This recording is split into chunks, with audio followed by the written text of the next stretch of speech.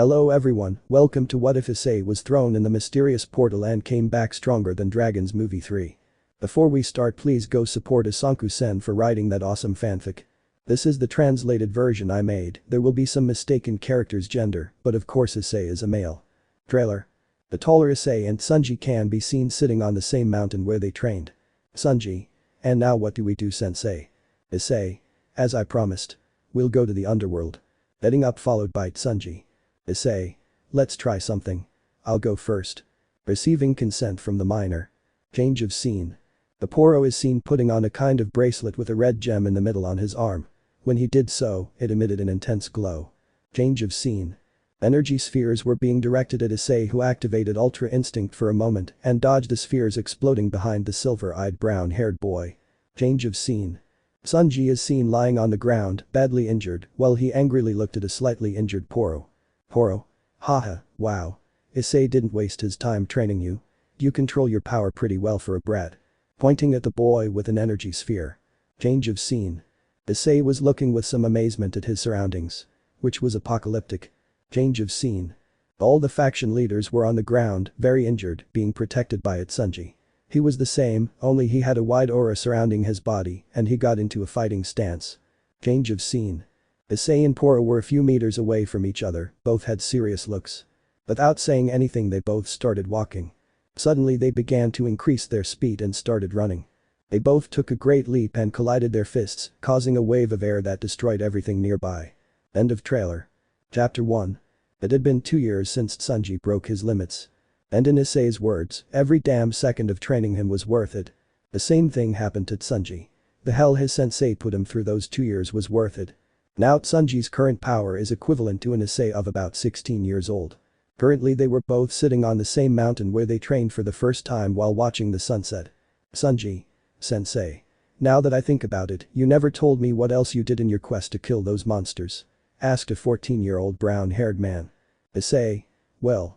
I told you I had to get stronger to face them. But I didn't do it alone. Sunji. Huh. How? Confused. Issei. Weeks after I left, I ran into some guys just like me in a way. I had an unusual trip, it didn't last long, and from then on I didn't see them again, with a small smile, confusing the younger one even more. Sunji. Okay, and what are we going to do now, sensei? With some enthusiasm. Issei. Okay. As I promised, we'll go to the underworld, getting up, followed by Sunji, who got very excited, but first let's see how much you improve in that, so I'll go first, okay? He said, receiving a nod from the miner. So the chestnut tree put his 2 fingers on his forehead and teleported to the underworld, appearing in a forest of this. A few seconds passed and Sunji appeared in the same way as Issei. Issei. You took longer than I expected. Sunji. He's sorry, it took me a while to find your presence, scratching the back of his neck while putting on a nervous smile. Issei. HMP. Well, let's go now, starting to walk towards the city, being followed by an impatient Sunji. Upon arriving at the city, Sunji was amazed by how beautiful the place was. Although he thought the demons were just like humans, he could tell them apart by the evil presence they gave off. Still, he remained relaxed because he could also sense that no one had any bad intentions. A few hours passed and they arrived at a very large mansion, something that amazed Sunji a lot. The eldest, without saying anything, opened the great door of the mansion, and as always a bunch of maids and butlers received them. They were a little surprised to see the miner, but they hid it. Both chestnuts arrived at the huge main room, and there was Zudikas talking with Surzuch and Ajuka about some things. Those mentioned upon seeing Issei were happy and approached to welcome him. Surzuch. Issei-kun. Glad you're back, with a smile and a hand on his shoulder. Zudikas. Yes. Welcome, son, with a smile. Ajuka said nothing and simply analyzed Issei. Zudikas. He must be the boy you trained. He saw the boy and approached him. I am Zudikas Gremory, the current patriarch of the Gremory family. A pleasure, young man. He offered his hand. Sunji. The pleasure is mine, sir. I'm Sunji, shaking the Redeed's hand with some nervousness. Surzuch. If he received training from you, he must be very powerful, looking analytically at the miner just like Ajuka. Issei. In fact, the brown-haired boy didn't finish because he felt someone hug him from behind. Seeing who it was, he could see that she was Venezuelan and she was happy. Venelana. I'm so glad you're back, son, she said with a radiant smile. Oh, and you must be the boy Issei has been telling us about, turning to Sunji with the same smile. My name is Venelana Gremory. Zudikas's wife, a pleasure. Sunji. Nice to meet you, Venezuelan lady. My name is Sunji. And I'm Issei-sensei's disciple, bowing slightly. Issei. By the way, where is Milikas? He asked, unable to sense her presence in the underworld. Surzich. He's studying in Tokyo and was given his pieces so he could make his own retinue. The council elders considered him a super demon for the power and potential he showed with a smile. Issei. It's good to know you're doing well, calm down. Ajuka. But changing the subject, how powerful is the boy? Looking at the younger brown-haired boy. Issei. Like Milikas, his potential is overwhelming, I could even say it's greater than mine. He's almost at the level he was when I turned 16, looking at the younger boy out of the corner of his eye and giving a small smile. It was worth training him. Those present were surprised by the chestnut statement and sought Sunji, who was somewhat uncomfortable for taking everyone's attention. Ajuka. Could you give us a demonstration? Staring at him. Sunji. Clock clear. But how do you want me to do it? Calming down. But before anyone could say anything, a guard came in. Guard. I'm sorry for the interruption, Mr. Surzich, Mr. Ajuka, but we received a message from the Yakai faction, he said in a somewhat serious manner. Surzich. And what is it? Intrigued. Guard. Kyoto is being attacked by an unknown beast. Ajuka. Do you have any pictures or evidence that could corroborate that this isn't some kind of trap? Seriously. Guard. Huh? So I have this that they sent us with a message, taking out of his pocket a kind of device from which a hologram appeared that showed a monster made of stone that was destroying the city and killing many Yakais. Issei. I think we found a way for you to show your power, something serious. Sunji. Huh? Sensei wants me to fight that thing. It's crazy, a little nervous. Issei. If you concentrate, you'll finish faster than you expect. Besides, you're already strong enough to fight those things. Glancing at him. Sunji. Oh okay. But I still think it's crazy seeing the monster in the recording. It looked pretty strong and scary. But if your sensei says you're ready, then that's how it should be. Issei. Will they come to see? Looking at everyone present. Ajuka. It won't be necessary. Just give me a little of your energy and we can see from here. The older brunette made a small sphere of energy the size of a marble and handed it to the green-haired boy. Issei. We'll be back, putting his fingers on his forehead, his other hand on Sunji's shoulder, and they teleported to the city. When they arrived, the city was on fire and there were many corpses everywhere. They started walking through all the destruction the beast had caused. Sunji clenched his fists to see what the monster did. Issei just remained serious. But he couldn't help but feel a little bad about the deaths. They continued walking until they reached the center of the city, where the monster was standing there doing nothing. The two chestnuts just stared at him. Elsewhere. Surzich, Ajuka, Zudikas and Venelana were watching everything that was happening on a holographic screen that was the product of a strange device. Everyone watched very closely what was coming. But the chestnut trees. They continued to watch the monster in front of them intently. Until he himself began to turn around, seeing both chestnuts. Sunji. Sensei, what do we do now? Looking at him. Issei. Are we doing it? I told you you'd fight him. I'll just see how much you've improved jumping away from the roof of a destroyed house. Keep in mind that I won't intervene at any time. That way, if you ever have problems, you'll have to figure out how to win seriously. Sunji. He said nothing and stared at the beast. He was a little nervous, but he wouldn't be intimidated. So he took a deep breath and put on a look of complete seriousness. Gruoiir. The monster roared and launched itself at full speed at the smaller chestnut tree with a punch. Sunji was surprised by the action. But he was even more surprised that he could see that her movements were very slow. When the blow was about to hit him, he dodged it with great ease, causing the beast to pass by and hit a piece of rubble, destroying it. The furious beast launched itself at the miner with more speed than before and began a shower of blows. But Sunji dodged them easily, still with the expression of surprise. Sunji. Let's see if it's possible, he thought while blocking a blow from the monster with his left forearm. It worked. But it was more surprising. The monster threw more punches at incredible speed. But the brunette blocked them all with ease. The monster grew increasingly enraged. In a moment of carelessness, Sunji received a blow to the stomach that sent him flying and finishing off some houses that were still standing. Sunji. It didn't hurt as much as I thought it would, lifting some rubble that was on top of him well. My turn, launching himself against the monster, which received a punch in the stomach that went through it. He quickly pulled his arm out of the monster and jumped, followed by that he hit him in the chin that raised him a few centimeters, but he spun in the air and kicked him that sent him crashing into some rubble, finishing destroying it completely. When he was barely able to compose himself, he received a punch in the face that buried him once again in the ground. The chestnut tree jumped away from the monster and waited for it to make a move. The Yakais who were nearby saw the fight. And they were very surprised and happy. Surprised because they saw a human fighting that thing.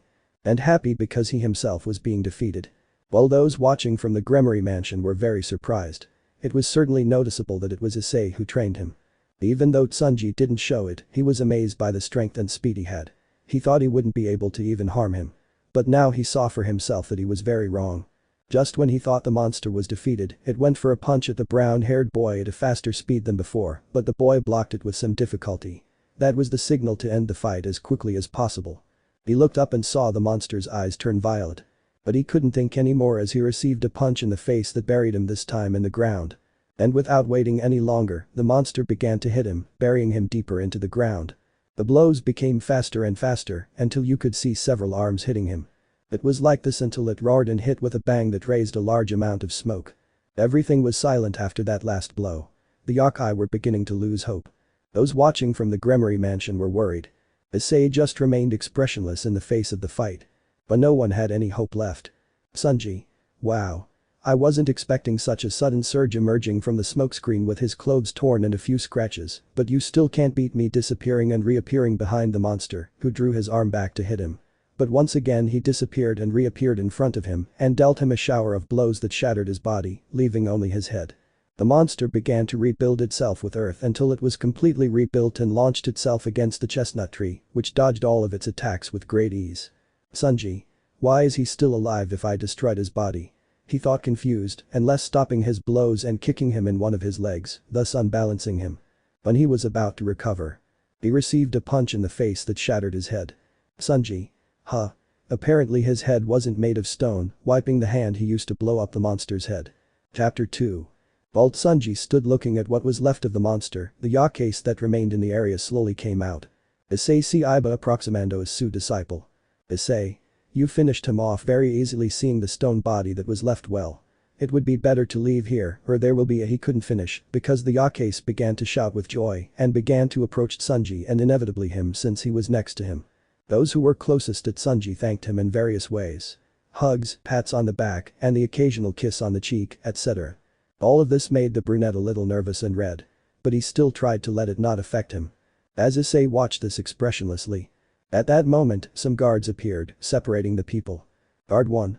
Young man. Were you the one who defeated that thing? Tsunji. Huh. Turns to look at him. So it was me, he said calmer. Guard 1. Could you please join us? Our leader wants to see you. The brown-haired boy just looked at his teacher who had no reaction whatsoever. Tsunji. Well, I don't know, he said nervously. Don't worry, young man, said a female voice. Everyone turned to look at her and the guards were most surprised. Guard 2. Yasaka-sama, what are you doing here? And you too, Kunu-sama, surprised and nervous to see a kitsune woman as well as a girl very similar to the woman. Yasaka. Well. I decided to come so as not to upset the boy. She approaches Tsunji and bows, just like her daughter. Thank you for defeating that monster and saving the remaining yokai. Tsunji. Okay. You're welcome, scratching the back of his neck. Kunu. We're really grateful. We didn't know what to do. We thought that monster would wipe out the entire city. Standing up, she looked at the boy more closely. Yasaka. What's your name, boy? He asked with a smile. Tsunji. Well. My name is Tsunji. I'm Issei sensei's disciple. That's the reason why I'm so strong, seeing Issei who remained expressionless. Yasaka. Did you say Issei? Seeing the brunette too, she smiled and approached Issei. It's been a long time. Issei. Yes. For only the second time we've seen each other, he said seriously. Yasaka. Well, the last time I saw you, you didn't seem to have any intention of sharing your secret of why you're so strong. But I never thought you'd have a disciple.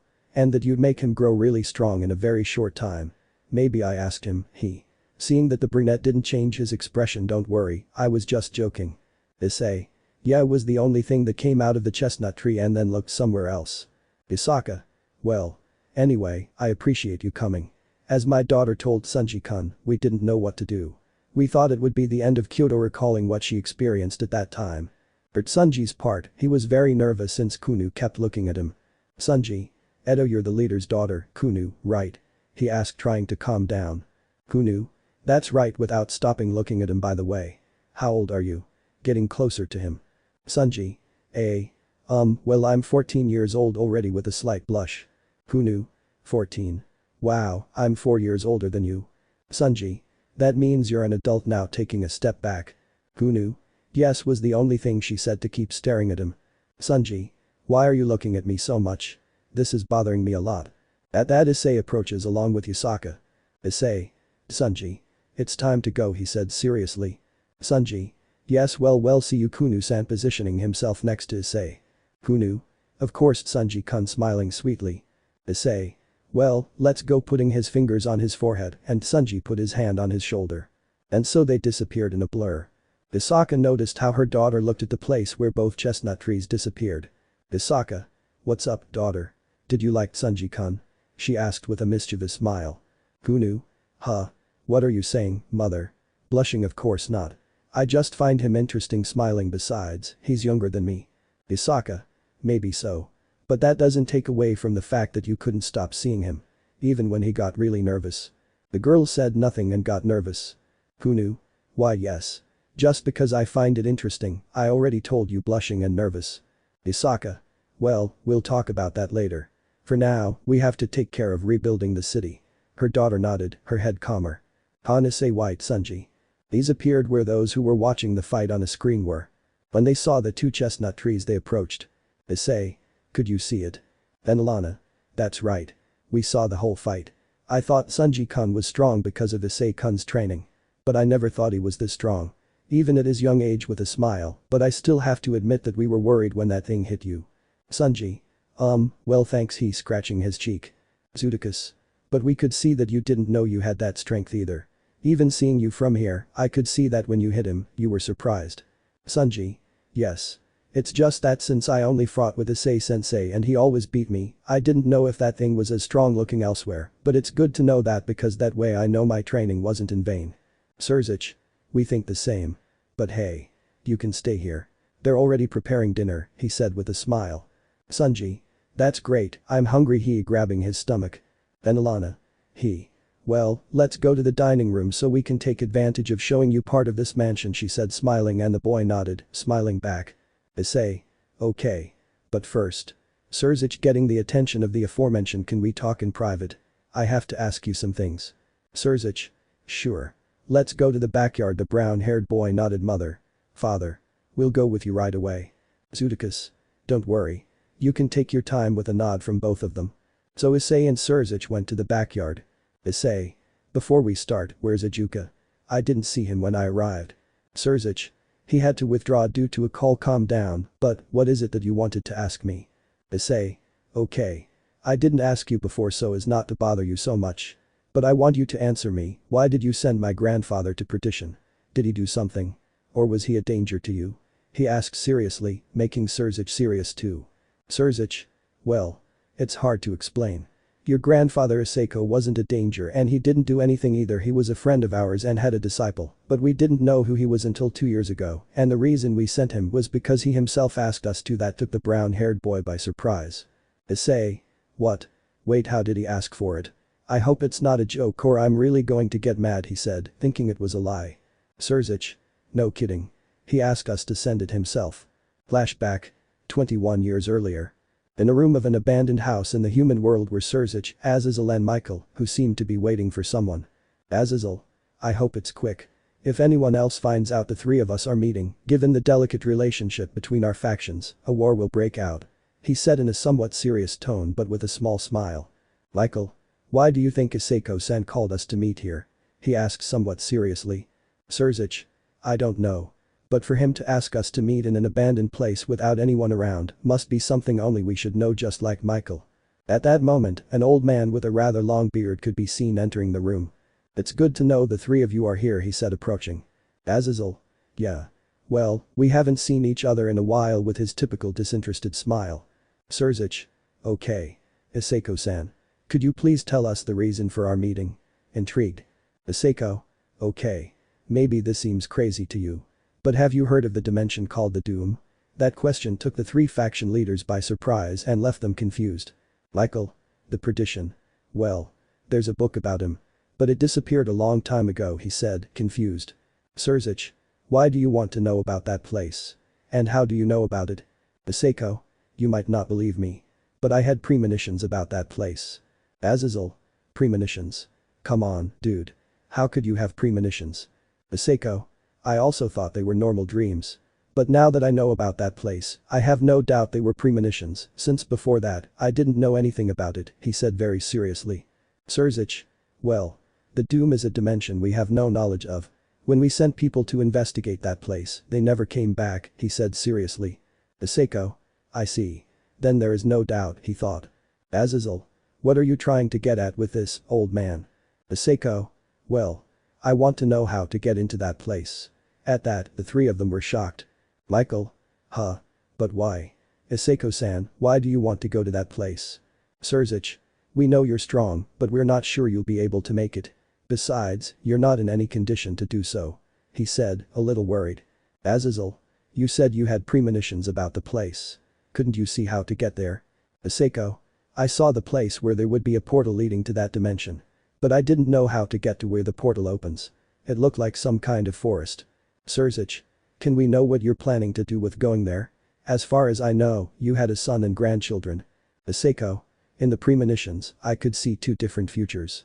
And I have to go to that place. Michael. What did you see in your premonitions? Intrigued. Issei. I'm sorry but I can't tell you but what's in that dimension. Azazel. Could you really see what's there? Well, what else is there? Issei. They're monsters of all kinds. The strongest ones can easily destroy a large part of the country. Surzich. I don't understand what you're trying to do. Are you trying to prevent something from happening? Issei. Something like that. So please tell me how to get to that dimension in a pleading tone. The three saw each other for a few seconds. Surzich. I hope you know what you're doing, Issei-san. Azazel. And what will you do with your family? Issei. Taking out a small sword. This sword is capable of cloning its bearer, depending on how much energy is given to it. The three of them looked at the sword and analyzed it. Azazel. How did you get it? Issei. I found it while exploring what used to be ruins. It was embedded in the wall of a destroyed castle. Surzich. You want to leave a clone of yourself. Right. Issei. That's right. Normally, they just follow the original. But I was able to figure out how to make them independent by putting away the sword. Michael. I'll ask you one more time. Are you sure? Issei. Believe me. I'm doing this for a reason that will become very important in the future if I go in there, she said firmly. Surzich. Ah. Okay. There's a portal in a forest. Just outside the city where you live. But it opens every 7 years. Issei. 7 years old. And how will I know when that portal opens? Somewhat nervous. Azazel. In about 2 weeks, it will be 7 years since I sent a fallen angel to investigate that place. If what you say is true, then that fallen angel will have sacrificed himself in vain. Issei. That's great. I was already getting nervous, he with a drop of sweat running down the back of her neck. Azazel. You'd better enjoy the time you have left with your family if you're going. Issei. I will definitely do that with a smile. 2 weeks later. The three leaders were with Issei in a forest. Surzich, are you ready, Issei-san? Issei. Yes. I already left a clone with my family. The clone will die feigning cardiac arrest if I die in there. After all, I am its lifeblood, despite being independent and me being far away. I'm actually a little nervous. Suddenly a portal opens in front of them. Issei. By the way. Please don't tell anyone about this. Living in a settlement of the three fine. Goodbye friends. Without further ado, the old man entered the portal. After a few seconds, it closed, leaving the three leaders who were silent. End of flashback. When Surzich finished telling what happened, the brown-haired boy remained silent. The Redeed looked at Issei with some pity. Suddenly a maid appeared. Maid. Surzich-sama, Issei-sama, dinner is ready, she said cordially, and then left the place. Issei. It would be better to go at once, he said, heading to the dining room. Chapter 3. Everyone was sitting at the table while they were eating. That's when Issei arrives along with Surzich. They both looked serious, but Issei even more so. Zudikus. Glad you're here. Your food was getting cold, he said with a smile. Venelana. I never thought Sunji-kun looked so much like you, Issei-kun, seeing the aforementioned. Issei. Why do you say that? Sitting in front of his plate. Zudikus. While we were showing him around the mansion, he told us about his past. And while he didn't suffer as much as you, he was also an outcast. The brown-haired boy saw the boy and he looked at him with a smile while he ate. Issei. It seems like he wanted to get it off his chest. He is more relieved, looking at the teenager carefully. Venelana. By the way, what were you talking about? Curious. Issei and Surzich looked at each other for a few seconds, and Surzich spoke. Surzich. Nothing important. I just asked how Milikas did her training, he said with a fake smile. Venelana. I see. I guess if we tell him you're back, he'll come, she said smiling. Issei. Maybe we should leave it at that. He must be busy, by the way, has he already got his entourage? Zudikus. Only his queen, who is also his fiancée. He's certainly an impressive guy. Issei. Yes, was the only thing he said to start eating. After dinner everyone went to sleep. Sunji went to sleep in a room similar to Issei's, except that it was more luxurious than the others. While Issei slept, in the form of a dream he remembered how he was doing in the partition. Issei's dream memory. You can see an Issei of approximately 15 years old and with his hair reaching his waist, dragging what appeared to be the body of a monster about 3 meters long. Issei. In all my years here I had never been touched by such a weak monster, he thought with a serious expression. Well. Since I discovered that the weakest monsters have less toxic meat than the strongest ones, I can't complain, he said out loud this time, and seeing that he could already see the mountain where his cave was, if he threw it from here, could it soften the meat with the impact? Let's see what happens, and with that in mind he grabbed the monster's leg more tightly and threw it to where the mountain was. But it didn't turn out as expected since the body went to such an extent that I almost lost sight of it. Issei. Shit. And at high speed he shot off to where the body was going. At night.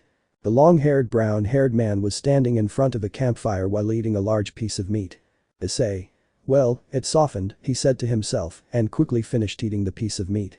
After that, he lay back on the floor, thinking about how he should improve. He had to figure out how to do what the note said. He still didn't know what she meant by letting her instincts guide her while separating her mind from her body. Issei. I think he was just making fun.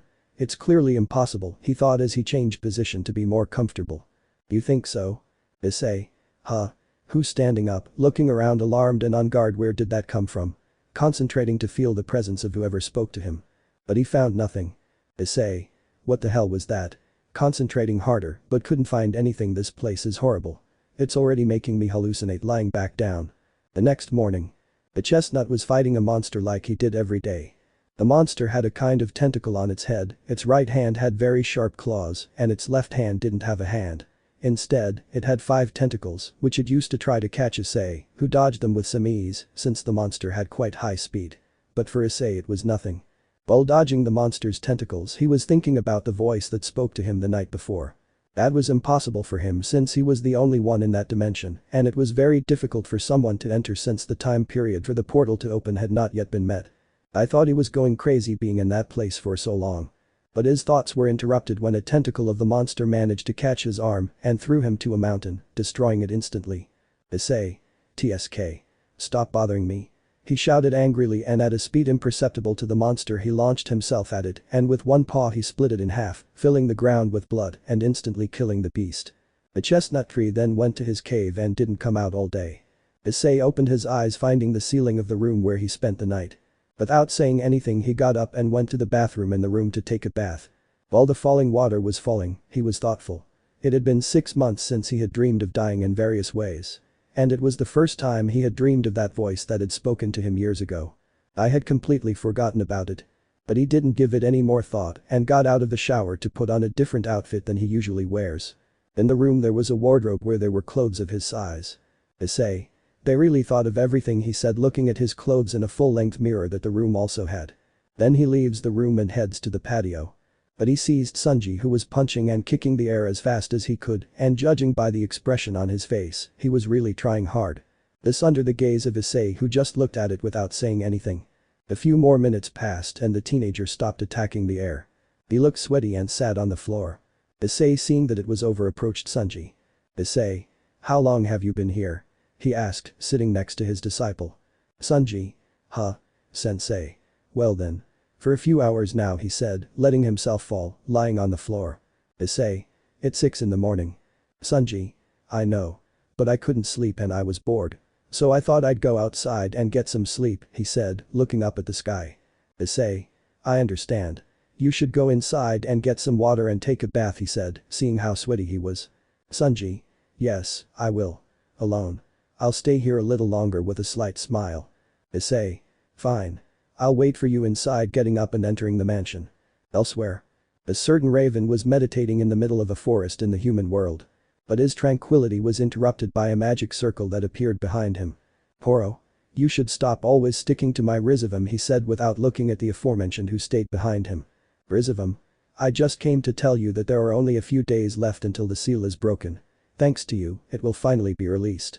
Poro. Let's just hope he doesn't get killed in one hit. Standing up and looking at Rizavum. Issei is very strong. But I've felt another presence quite strong in my opinion for a while now. Haha.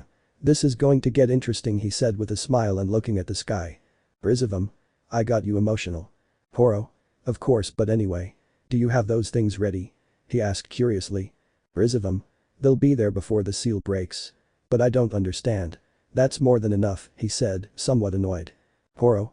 Yes. Keep saying that until you believe it, he said mockingly. Rizavum.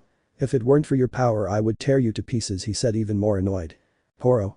If it weren't for my power, you would be killed in one fell swoop and you wouldn't be able to accomplish your absurd goal, he said, still mockingly. Rizavum didn't say anything to that as he knew it was true. He had heard from the Raven that this Issei was so strong that he rivaled himself. And if he made his movements without realizing it, he would undoubtedly end up dead. Poro. But anyway.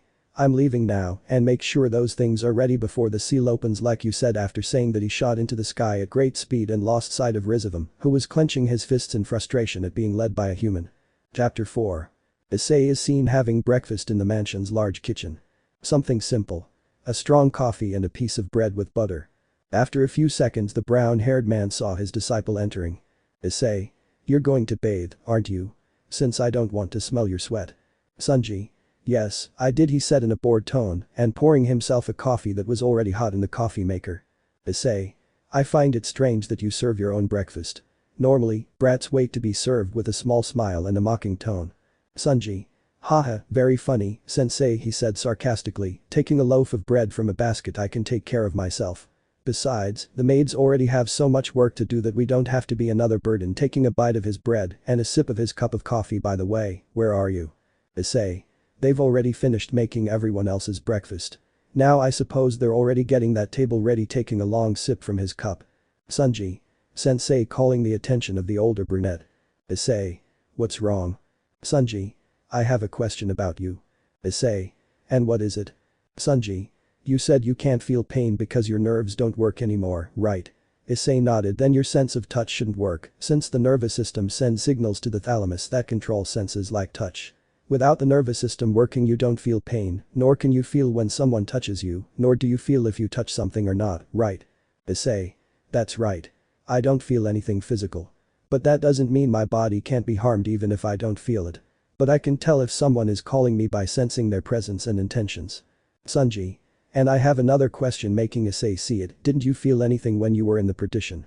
Since you were totally isolated for 7 years. And since humans are biologically social, it must have been torture to spend so much time alone, he said doubtfully. Issei. It was for the first 2 years. But that doesn't mean that humans aren't creatures that get used to their surroundings quickly. Sooner or later, people get used to it. Personally, I ended up getting used to it quickly by having a goal in mind, he said seriously. But there's a downside to this.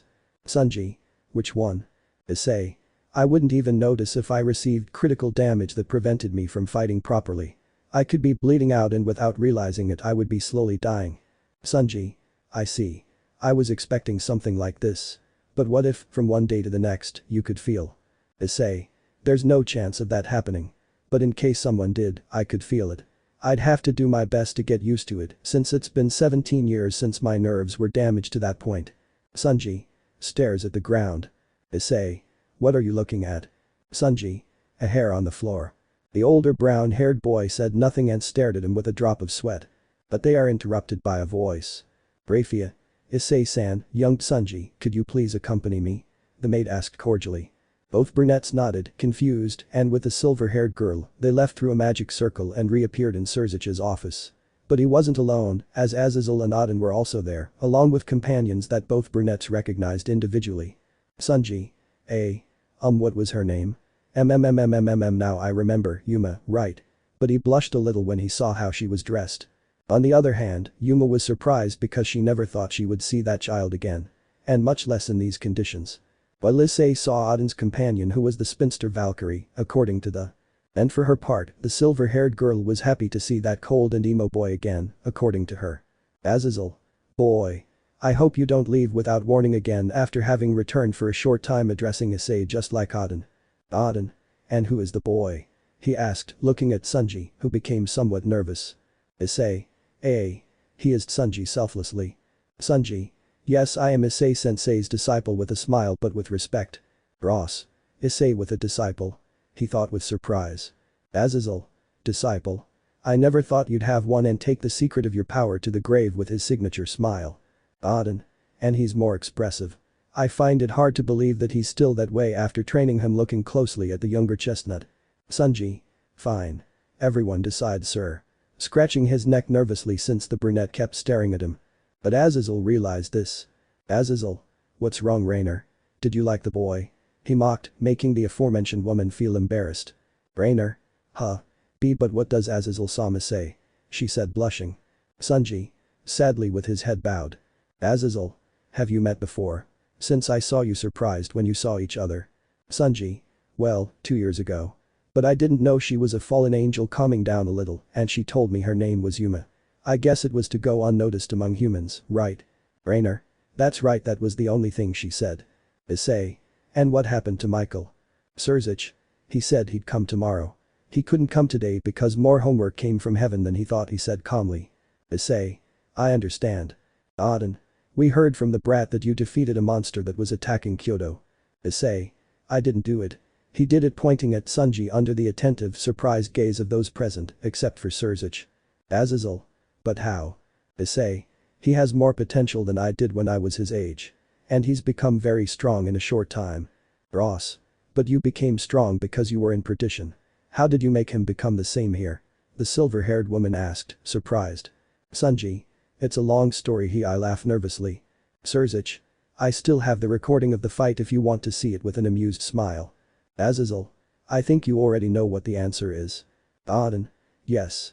Put it on, the intrigue is killing me. Surzich. Good, creating a magic circle and from it taking out the device through which they saw the fight. Chapter 5. After watching Sunji's fight, again, the room fell silent. Issei and Surzich just kept quiet. And Sunji got uncomfortable in the first minute. Azazel. And you say he got strong in a short time. How much specifically? He broke the silence. Issei. Well. A little over 9 months. This shocked those who didn't know. Auden. You're joking, right? Issei. I don't. I thought it was really weird too. But everyone learns at their own pace, he said, downplaying it. Sunji. It was very difficult to do the training. But I managed to overcome it, smiling, and I feel like I can still get stronger. Surzich. By the way, Issei-kun, getting his attention, there's someone who wants to meet you. Or rather, fight you. Issei. Who? Confused. Surzich. His name is Sekiryuutei Bale. He's my cousin. Issei. Your cousin? And why does he want to fight me? I don't even know him. Surzich. He was present at the Young Devils meeting 7 years ago. He said he wanted to challenge you, but he never got the chance. Issei. I understand. Well, I guess I wouldn't have a problem with that. When will that be? Surzich. In a few hours. I'm sorry if I didn't tell you sooner. Issei. Never mind. I had nothing to do after all. Go to Sunji, and what will you do? Sunji. Well, I don't have anything to do either. So I'll go watch your fight with that Sekiryuutei-sensei, he said expressionlessly, but with a calm tone of voice, so I can take advantage of learning some techniques based on the ones they might use. Issei.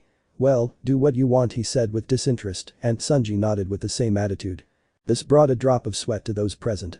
After about 3 hours, in which everyone asked questions to the brown-haired master and disciple, the door opened, revealing a black-haired man with violet eyes and excellent physical condition. He seemed to search with his gaze until he smiled when he saw Issei, who also looked at him, but expressionlessly. At that, the red-haired man approached him. Surzich. Sekiryuutei, it's been a while since we last saw each other, he said with a small smile. Sekiryuutei.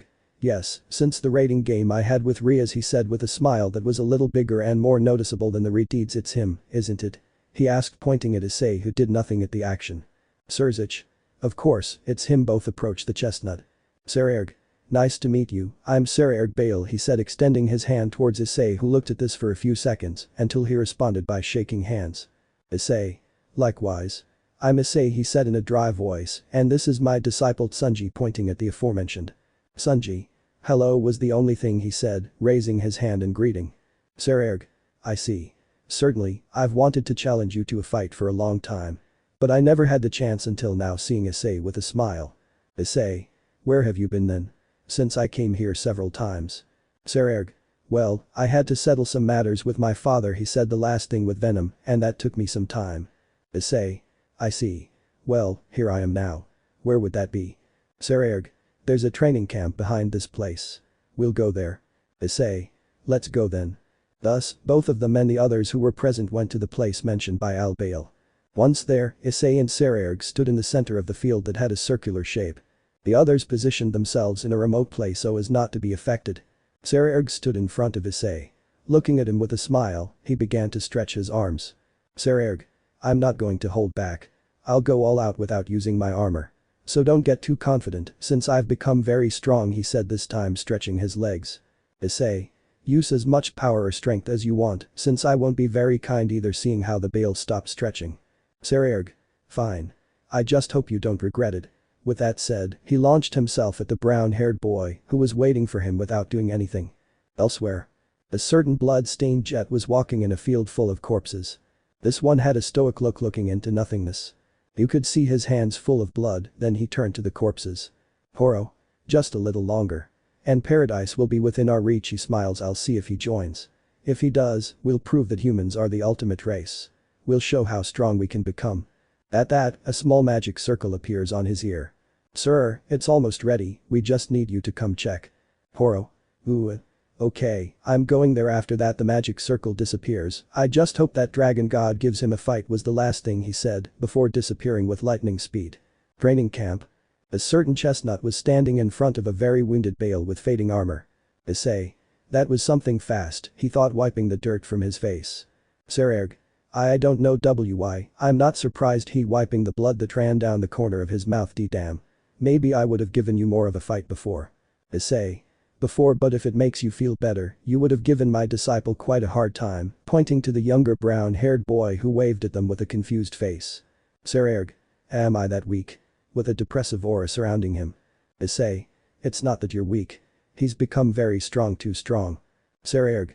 And why would it give him difficulties? Issei. He lacks experience, and that can work against him. He's still hesitant to attack, especially if it's a sentient being. On the bright side, he's smart and always finds a way out of trouble. Flashback. In a forest, Sunji is seen attacking Issei, who dodged and blocked the attacks without problems. In minor he throws multiple energy spheres at him, but Issei deflects them all. Sunji. Damn, once again he goes on the attack with his fists, only this time he increases his speed even more. He threw a barrage of punches, and they were all blocked by the older chestnut. Without wasting any more time, he also launched himself, punching him in the face, sending him flying and crashing into a mountain.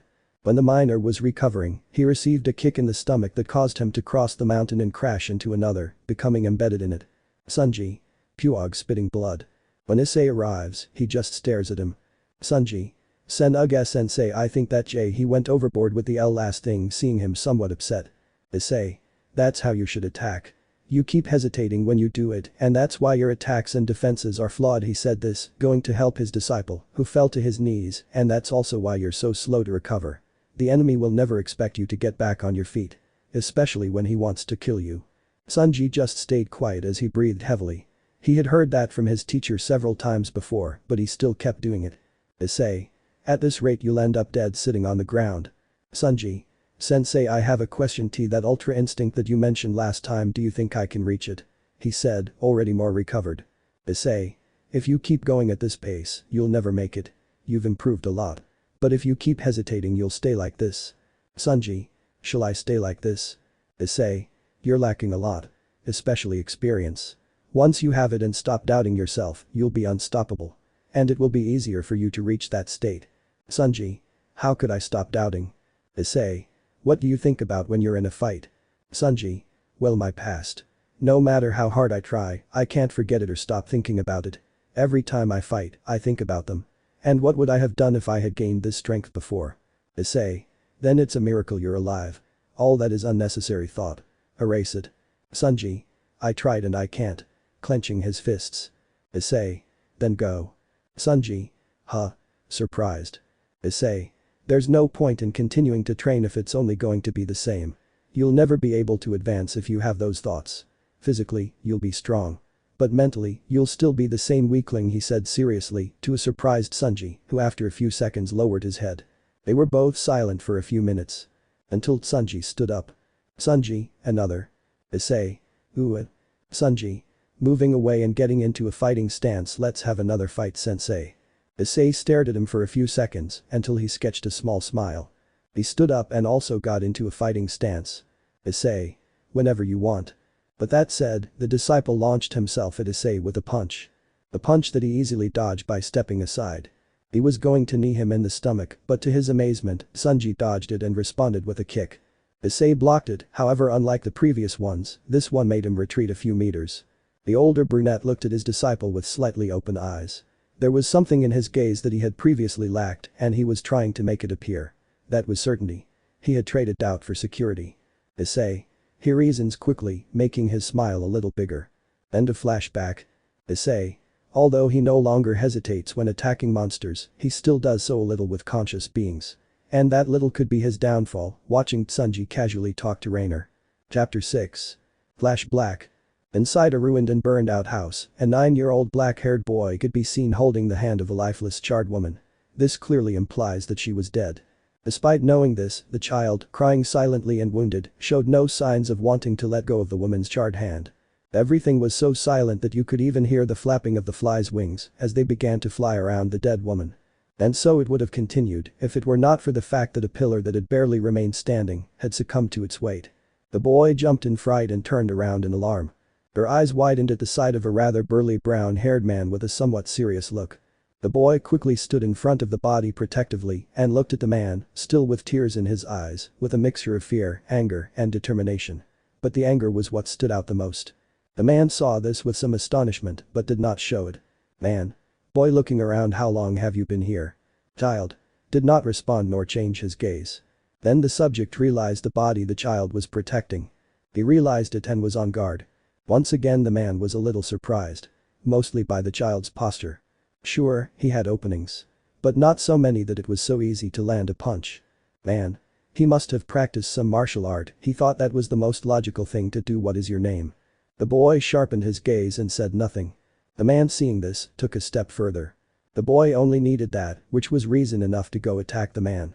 He ran towards him and when he was close enough, he struck with all his might. The man didn't even have to stop him since he didn't feel the blow. The boy saw this in amazement but he didn't care and continued hitting with all his might. But it was no use. Instead of hurting the guy, he hurt himself. It was like hitting a wall. After a few seconds of hitting, the boy fell to his knees on the ground from exhaustion and pain. He looked at his knuckles and they were purple and bleeding. The man also saw this and became worried. Man. Kid, get some rest. At this rate, all you'll do is hurt yourself more. And your condition isn't doing you any favors, he said, approaching. The little one tried to get up but his legs couldn't hold up and he fell completely. The most worried man quickly came closer to help him. The child, already on the verge of unconsciousness, said something. Child. My name of yours, he said in a barely audible voice. After that, he fell unconscious. The man barely heard what the child had said. Man. So I'm afraid, he whispered, then smiled. And mine is Eiko even though you can't hear me, he said, then made his hand shine gold. He placed it on his chest and little by little his wounds closed. Then flash black. A certain black man was meditating on a mountain while he remembered everything that had happened before. Horo. I promised you something, sensei, he thought. Flash black. The 14-year-old father was somewhat injured as he stood up with some difficulty. Meanwhile, Eiko approached him. Eiko. You lack defense. Standing in front of him at this rate you'll never get Ultra Instinct. Horo. I do my best, sensei, wiping the dirt off his clothes. Eiko. You have to go beyond best effort. Go beyond it until you give maximum effort. Horo. In fact, if I give my maximum effort. Eiko. Of course, make a maximum effort to contain yourself. Fight with everything you've got, as if you want to kill me, she said with some seriousness. Horo. But what sensei saying? Is he crazy? I can't do that. He said alarmed. Eiko. Why not? You know very well that you won't kill me anyway, she said smiling. Horo. Don't make fun of me, sensei. He said somewhat annoyed. Eiko. Then come and show that you really give it your all. Getting into a fighting stance. Following that, the black-haired man launched himself at the chestnut tree. Some time later. Horo. There I have it, Ina, he said haltingly on the floor. Eiko. See. You really gave it your all here, he said, sitting next to his disciple with some scratches. It seems I'll have to help you. He pointed his hand at Poro, then made a small burst of energy come out of it. This emitted a light surrounding the black-haired man's body. As it dissipated, Poro jumped up. Poro. I feel better, stretching his arms and legs. Iseko. I'm glad, smiling. And that the teenager sits. Poro. When will you teach me how to do that? He asked curiously. Iseko. It's easy to do. It's just a matter of concentrating your kai and giving energy without any intention of attacking, she said simply. Poro. So easy. Then I'll try again later, smiling enthusiastically. The adult looked at him for a few seconds and spoke. Iseko. By the way, Poro, calling his attention, what is your objective? Poro. What are you referring to, sensei? Confused. Iseko. I accepted you as my disciple because you wanted to be strong, but why do you want to be strong? The teenager remained silent for a few seconds. Poro. Promise you won't laugh. Somewhat embarrassed. Iseko. That depends, but tell me. Why do you want to get stronger? Poro. Well, the reason why I want to be strong is because I want to show that humans can be more powerful than other races without having any kind of magic or sacred gear, he said, looking at the sunset. Iseko. Wow, how curious. But you know we can be stronger, why show it? Poro. He told me they stay hidden so humans live in ignorance, right? And they only recruit those who have some kind of sacred device, and that angers me. Especially on the part of the demons. They turn humans into something they are not. To save themselves. They treat them like mere slaves, starting to clench his fists to top it off. There are many who do not want to, and yet they force them. Iseko saw this, somewhat worried. Poro. They're told what to do and what not to do. And if they disobey, it's a damn death sentence. I shouted the last part, hitting the floor, making a small crater. That's why I want to show that humans are more than just possible slave dogs, that we are the definitive race. The older chestnut tree had been worried about what his disciple said. Well, he was right, this could become more than just a demonstration. Iseko. You're kind of right about that. I'm also a bit against that method. But there are plenty of high-class devils who don't command them just because they're slaves. Paul. Huh. Iseko.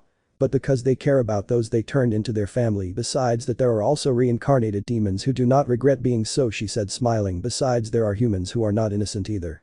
They have committed many atrocities throughout history, but that does not mean they cannot change. That also goes for demons. These at some point will have to change their way of doing things, and believe me. It will be worth being there. The black man remained silent for a few seconds until he smiled. Poro. Sensei. I promise you I'll improve. Both myself and humanity, smiling. His teacher saw him, somewhat surprised. What he had said was crazy. But then he smiled and placed his hand on his disciple's head. Iseko. If you do it you'll be a legend, stroking his head and smiling. Poro didn't stop him, and his smile grew wider. Then flashback. When Poro opened his eyes, they were silver and surrounded by a dark blue aura. Poro. And I'm going to do it, getting up and then flying away at great speed. Elsewhere. Issei watched as Tsunji meditated in the chasm of the mountain where they first trained. After that, the chestnut tree looked up at the sky, seeing that there were few clouds, and the sky was a clear blue. Chapter 7. Issei and Tsunji were walking through Kuo City casually. They had decided to take at least one day off. Although they were a little bored, especially Tsunji. Issei. Wasn't that your old house? He asked his disciple, making him turn to see where his master was looking. The smaller chestnut could notice that she looked more neglected. Seconds later, a girl who was apparently 19 years old came out of the house, and she seemed in a hurry. He had light brown hair that was somewhat disheveled. His eyes, which were green, were red. He had apparently cried a lot. Her body wasn't that voluptuous, but it had its thing. He was wearing casual clothes, and he was carrying a backpack. Damn, he's late, she said worriedly. Tsunji recognized her. It was his older sister. Although he couldn't figure out why she looked so scruffy. Tsunji. She was the one who took the most care of her appearance, why does she look like that now? She wondered, well, what does it matter if she was, but I guess it doesn't matter anymore, with disinterest. Issei. I understand. Let's go then, he said, starting to walk next to his disciple. Eh? Turning to look in several directions frantically, how strange, I heard a voice similar to Tsunji's, he thought, without recognizing his brother who was walking away. I can't get distracted now, or I'll end up at the university, he said, starting to run, although with a distressed face remembering that voice. Meanwhile, Issei and Tsunji continued walking. Everything seemed quiet in the city, people doing their homework, coming and going to who knows where. And they don't know what to do. Elsewhere. Poro. Is that it? He asked seriously. Scientist. Why, yes sir. Everything is ready and the seal is about to be broken. Once that happens, Rizavum-sama will be in charge of transporting the beasts to the underworld, he said, somewhat nervously. Poro. I understand. And by the way, where is Sora? He asked intrigued. Scientist. Sora-sama left and said he would be back in a few hours. Horo. Fine. As long as he doesn't do anything that affects the plan, he can do whatever he wants. By the way, the beasts we were able to obtain. Are they at full capacity? Scientist. Oh, well, about that getting more nervous. Paul. Huh. Scientist. Because Rizavum-sama forced their minds too much to have complete control over them, their abilities became more limited. Horo. That stupid old man, I understand. And how much were they limited? Seriously. Scientist. I'm starting to get scared. Horo. How much did they limit? Starting to release an intense killer instinct. Scientist. Inu a 50% about to faint. Paul. Scientist. Sir almost urinating from fear. The black-haired man raised his hand, signaling for him to stop. He gave a long sigh and calmed down. Horo. Are you sure there's no mistake? The scientist shook his head, sweating. Horo. Fine. Keep working, I'll go talk to that old fart. Leaving the room. Scientist. He took a deep breath. Feeling Poro's killer instinct made his breathing almost stop completely. I thought I would die. Or worse, that he would kill me. Issei white Sunji. Sunji. Sensei, can we go back to the underworld? This is boring. Issei. Enjoy the little things. Who knows, this might be the last time you'll have a walk like this without seeing him. Sunji said nothing and just kept walking. A few minutes later, the chestnut stopped dead in its tracks, looking in one direction. Sunji.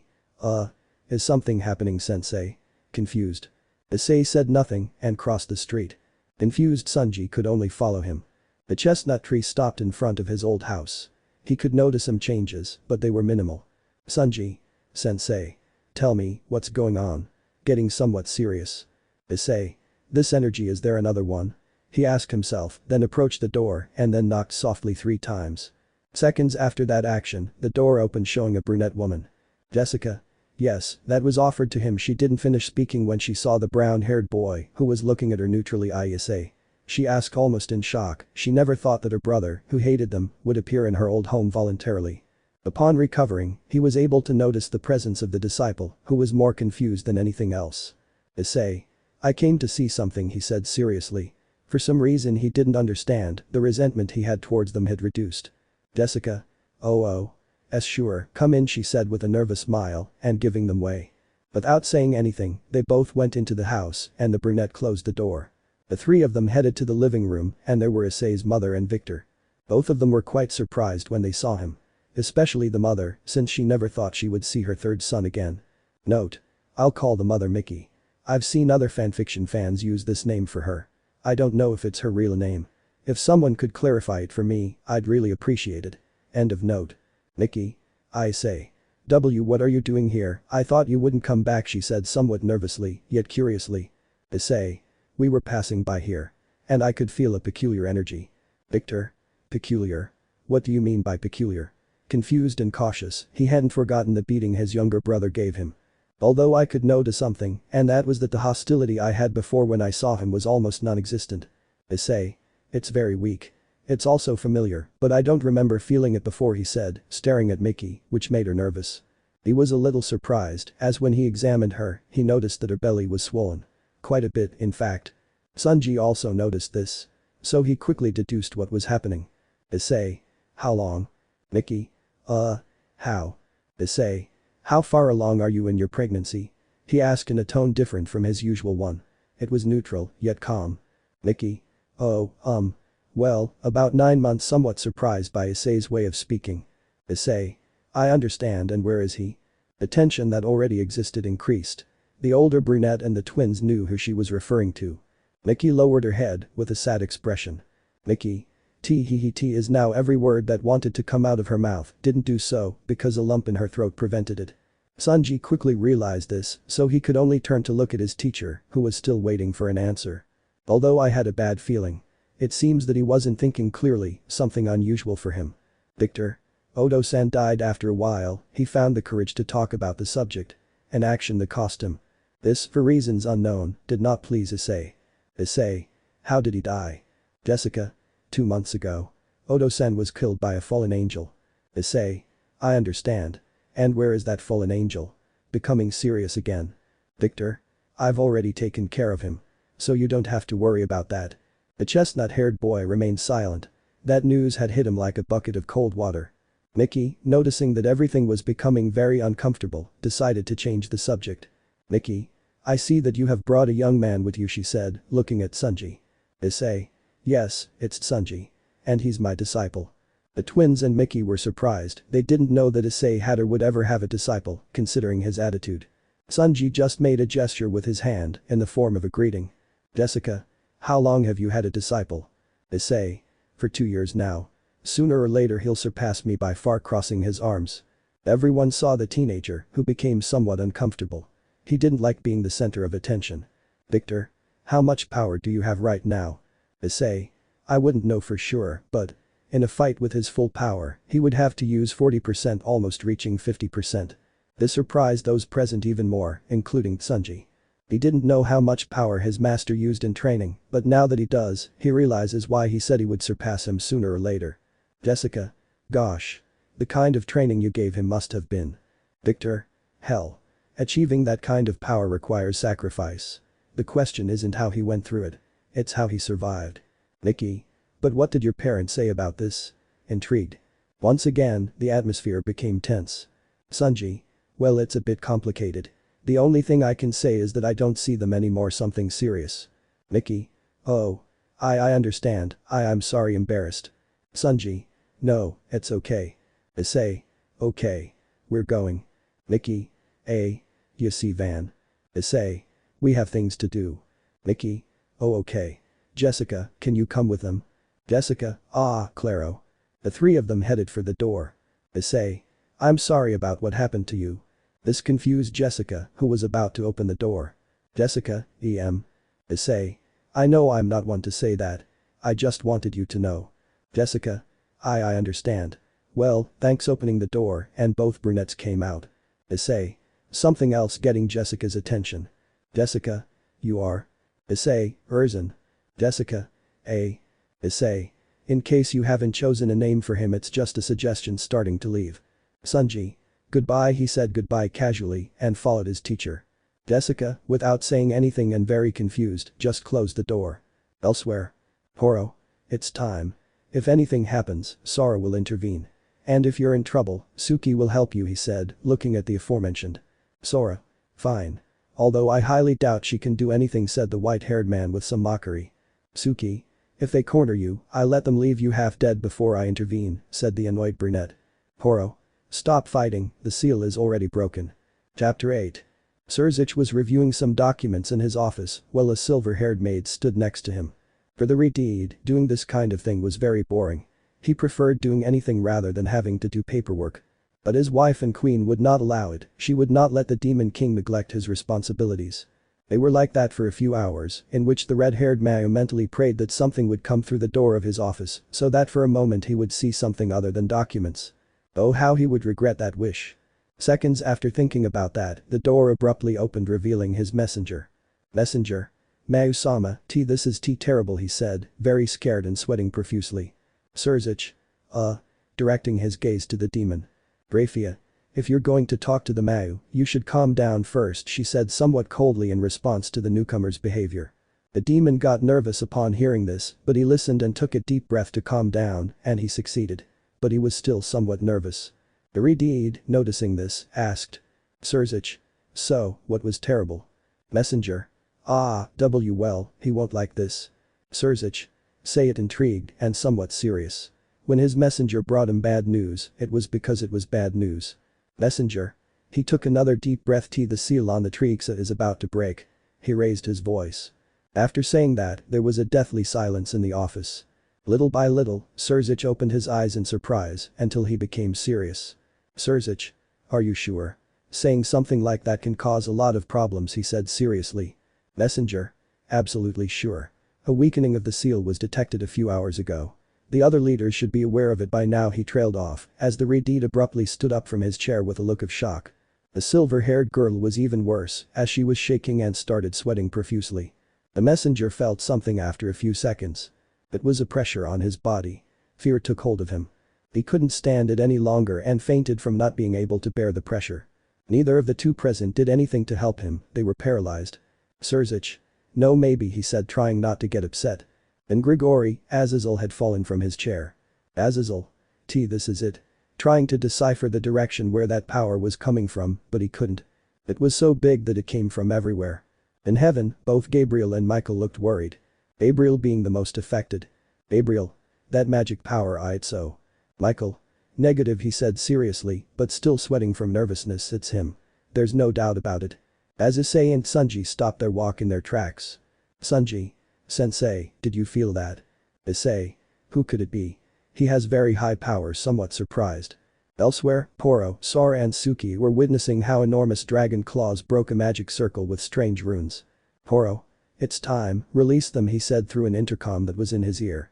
In the main city of the underworld, several magic circles were formed, confusing people. But they couldn't do anything when suddenly, a horde of people in a circle came out quickly. When they saw the civilian demons, they did not hesitate and went to attack them. The frightened demons began to run. Some were not so lucky and were devoured by the beasts. But Surzich, he had contacted the other Mao. This was a serious situation. Minutes after that, a small magic circle appeared in his ear. Surzich. What's wrong? He asked very seriously. The silver-haired maid looked worried about the situation. She stood beside the messenger, who had recovered. But he was still nervous. They both saw how at some point in the call the Redeed put on an expression of annoyance and concern at the same time. Surzich. Fine, thanks for the news, I'll do something right away. Disappearing the circle dam. Hitting the table hard, breaking it in half. Grafiya, Surzich-sama, what's going on? Surzich. Lilith City is being attacked by monsters. This statement made both the messenger and the maid put on a surprised expression. Grafiya. The city. Surzich. Mober, go and tell my sister and her entourage and Sonas, and if you can, Issei too. The monsters aren't the biggest problem. To fight the Trihexa, we'll need their help, he said to the messenger now called Mober. Mober. As you ordered. He took out a paper with a circle in the middle. He passed a little magic power and a magic circle appeared, disappearing in this. Surzich. Grafiya, you command our army's troops to defend the city. Grafiya. What will you do, Surzich-sama? Surzich. I need to go to the Gremory territory to set up a barrier. The current leaders of each family must be doing the same thing, activating a magic circle, then disappearing. The maid wasted no time and did what her king husband asked. In the city of Lilith everything was chaos, people were desperate and trying to escape or hide from the monsters that were invading them. Unfortunately, most of them were devoured or torn to pieces by beasts. After a few minutes like this, the troops of the demonic army had arrived. They fought with all their might, but that did not solve the situation. Rather, they could barely protect the civilians, and not all of them were. The monsters were too strong for them. Even though they weren't at 100%. Other minutes passed, and the demonic forces were in increasingly worse condition. A large portion of the soldiers had been killed, either by being devoured or simply scattered on the ground. Fortunately, they were able to evacuate the people who were in greatest danger.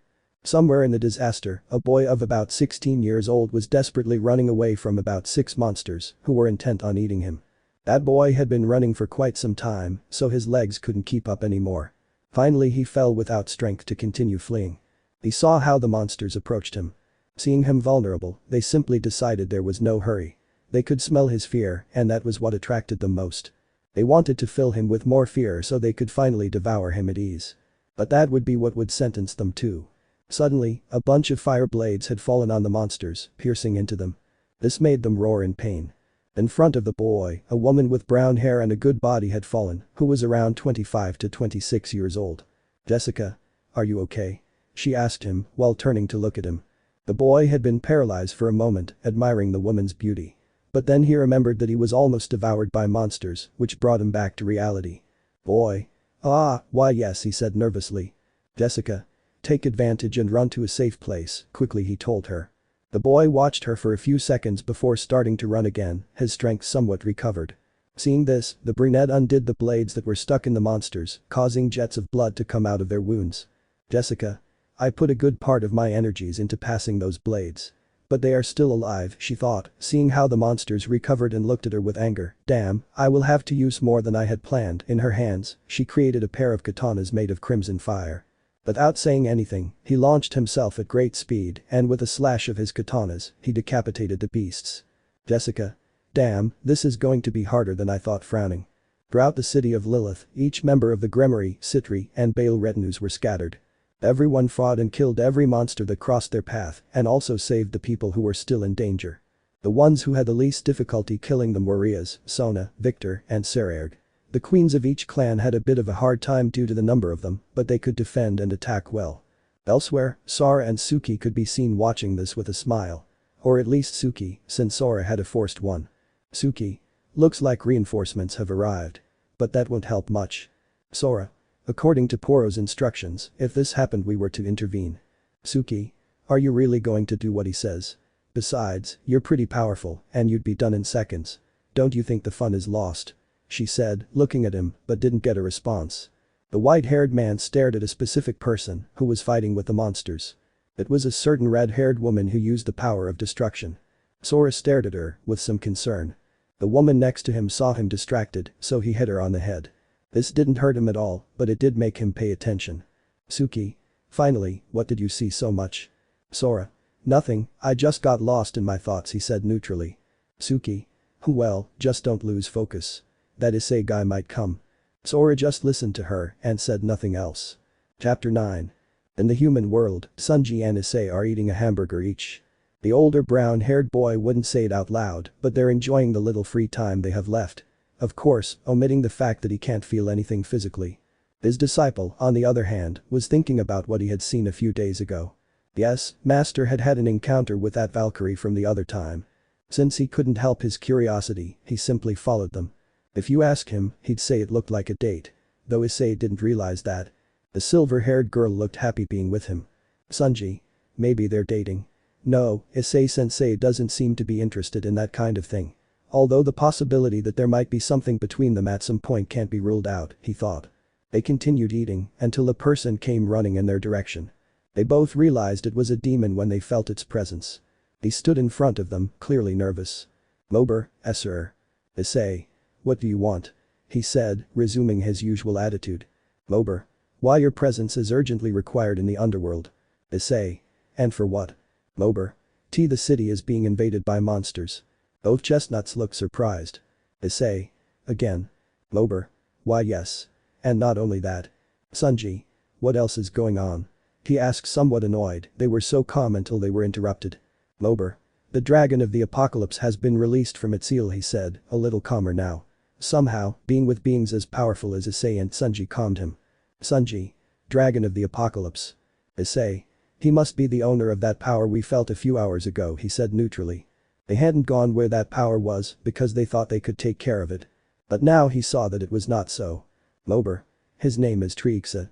This beast was sealed by the biblical god himself long ago, but doing so cost him his life. Sanji. Wait, God is dead? He asked surprised. They were both in an empty park, so there was no problem with him raising his voice. Issei. So that Trihexa guy is free. From what we could sense, his power was high and very negative. Mober. That dragon seeks only destruction.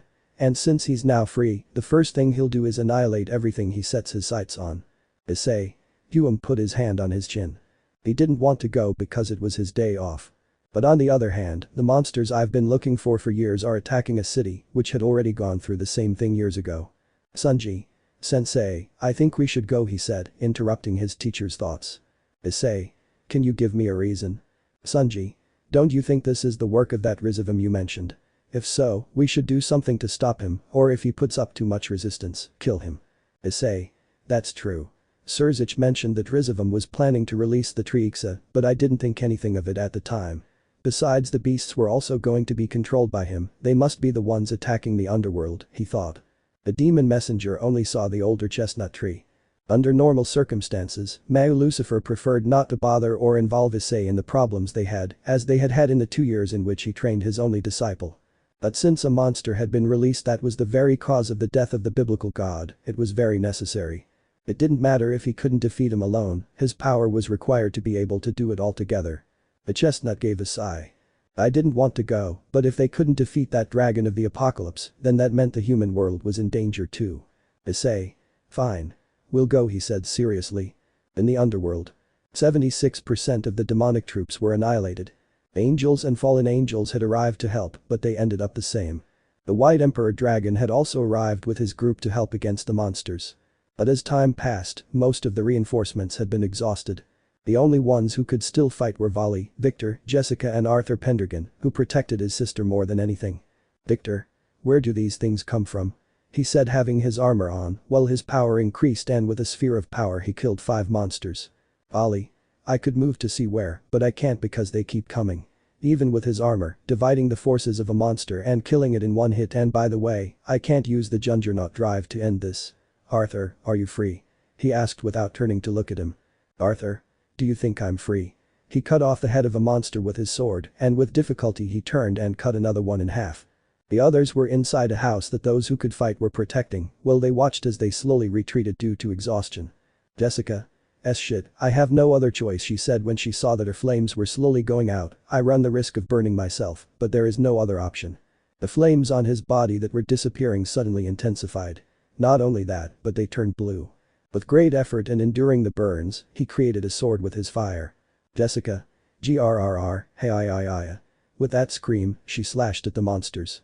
With this action, a huge flare of blue fire cut and ended up incinerating hundreds of the monsters that were in front of him, this under the surprised gaze of those who were inside the house. The brunette fell to the ground with her arms covered in second-degree burns, and a good portion of her clothing burned. Fortunately, her chest wasn't exposed. Although that last attack was able to finish off a large number of monsters, unfortunately they were still coming. Now that he was on the ground and without energy, he couldn't do anything. Jessica. And no, she whispered with fear and helplessness. No one outside could do anything. His brother Victor tried to go to his aid, but the monsters wouldn't let him advance. Victor. Drake, I need more increases. He said mentally while trying to move forward. Drake. I can't, you've already used up too many boosts over the course of this fight. The only thing I could give you would be 5 more, but it won't be enough to save your sister. In fact, you're also about to reach your limit, he said seriously to his partner. Victor. No. Volley, can you give me a hand? He turned to his rival, hoping for an affirmative answer. Ollie. I told you, if I had time I could do it. But these damn things won't let me perform the chant. He said irritably while killing 3 monsters. But this, the brown-haired man entered into a state of despair, seeing how his sister could not move. Victor. Damn it. With nothing else to do, he increased his power by 5, but it still wasn't enough. Yasaka. The chestnut could only watch as a huge horde of monsters headed towards her. The others wanted to go help, but the monsters would kill them as soon as they came out. With resignation, Jessica just closed her eyes while she waited for her destiny that she believed was inevitable. Suddenly, a large number of magic circles rose up, attracting everyone's attention. Arthur? What the hell is that? He asked, bewildered. From a distance, Sora and Suki watched this with some surprise and curiosity. Suki especially, who watched with more interest than anything else. Before anyone could do or say anything, a huge amount of attacks began to come out of the magic circles. The power of these was so great that the monsters could not resist and ended up disintegrated or torn to pieces.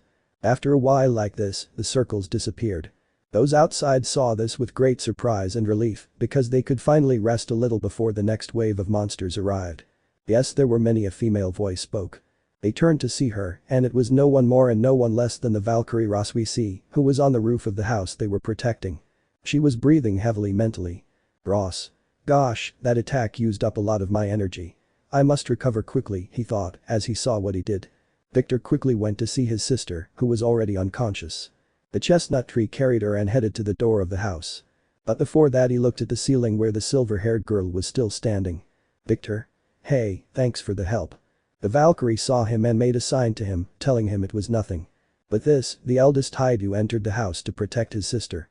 Elsewhere, Sora and Suki were somewhat surprised at what had happened.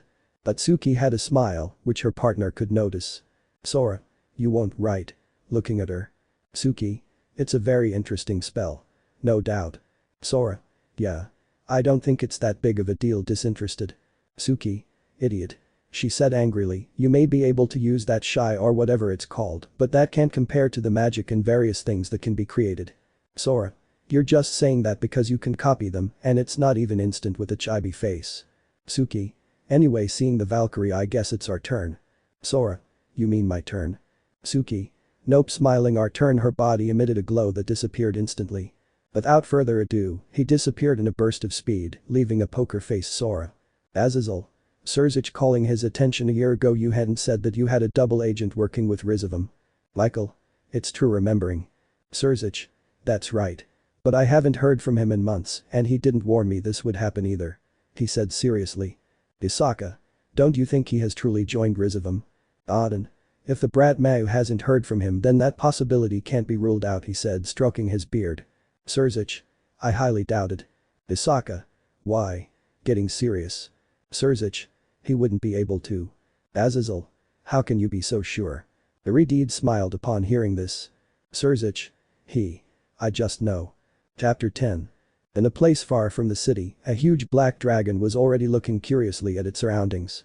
Having been sealed away for so many years had made him forget what the outdoors felt like, so he also felt strange. His power was overflowing without control. He couldn't repress it either. Despite having his full power, his control over it had been affected a little. His blood-red eyes looked in one direction. He came to feel an immense power. In the distance were Poro and Rizavam, watching the dragon. They could notice that I was watching them.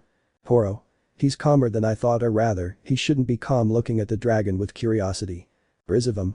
He's been sealed for too long, he said, seeing him annoyed, then turned to the dragon. He just needs to get used to his surroundings. And the fun will begin. He smiled. Poro? Fun? Looking at the old man with some intrigue. He only helped him for his own benefit. In fact, he didn't mind releasing the dragon. And if he did, it was to measure Issei's power. An idea that came to his mind before accepting. He knew the dragon wasn't at full power right now. That made him curious. Poro? How strong is Trihexa? He asked himself mentally. The last time he had fought the brown-haired boy, they weren't going at their full power. He just wanted to test if he really had the ultra instinct and how he used it. Now he wanted to measure his power. And if this dragon was not enough, then he would do it personally. I would also propose to join him. Of course, there was the possibility that he would reject him. Then he would have no choice but to kill him. I wouldn't have time to deal with obstacles. There was only one thing left to begin his plan. The beasts he sent to the underworld city were just a small taste of what was to come.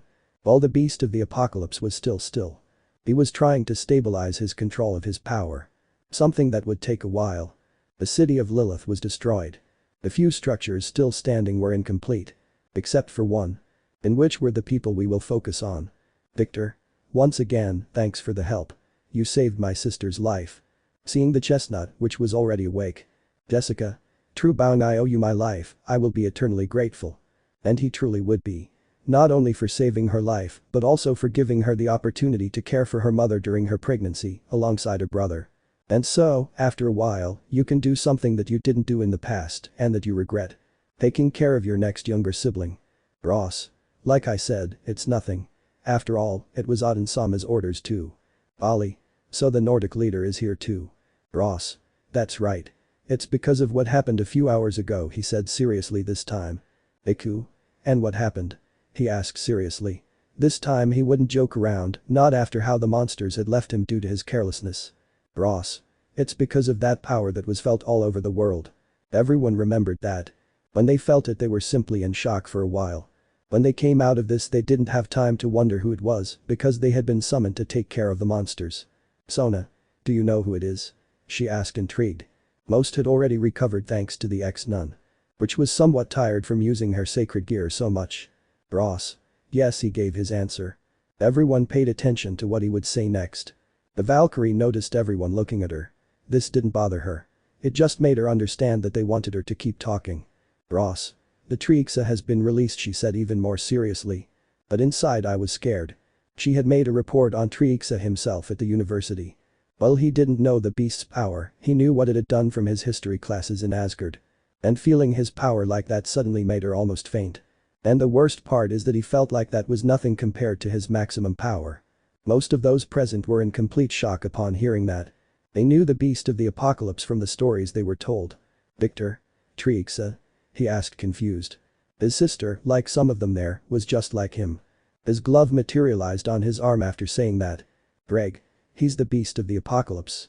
A dragon capable of destroying the entire world. He's even more powerful than the Great Red and Office, which are some of the most powerful existences in existence.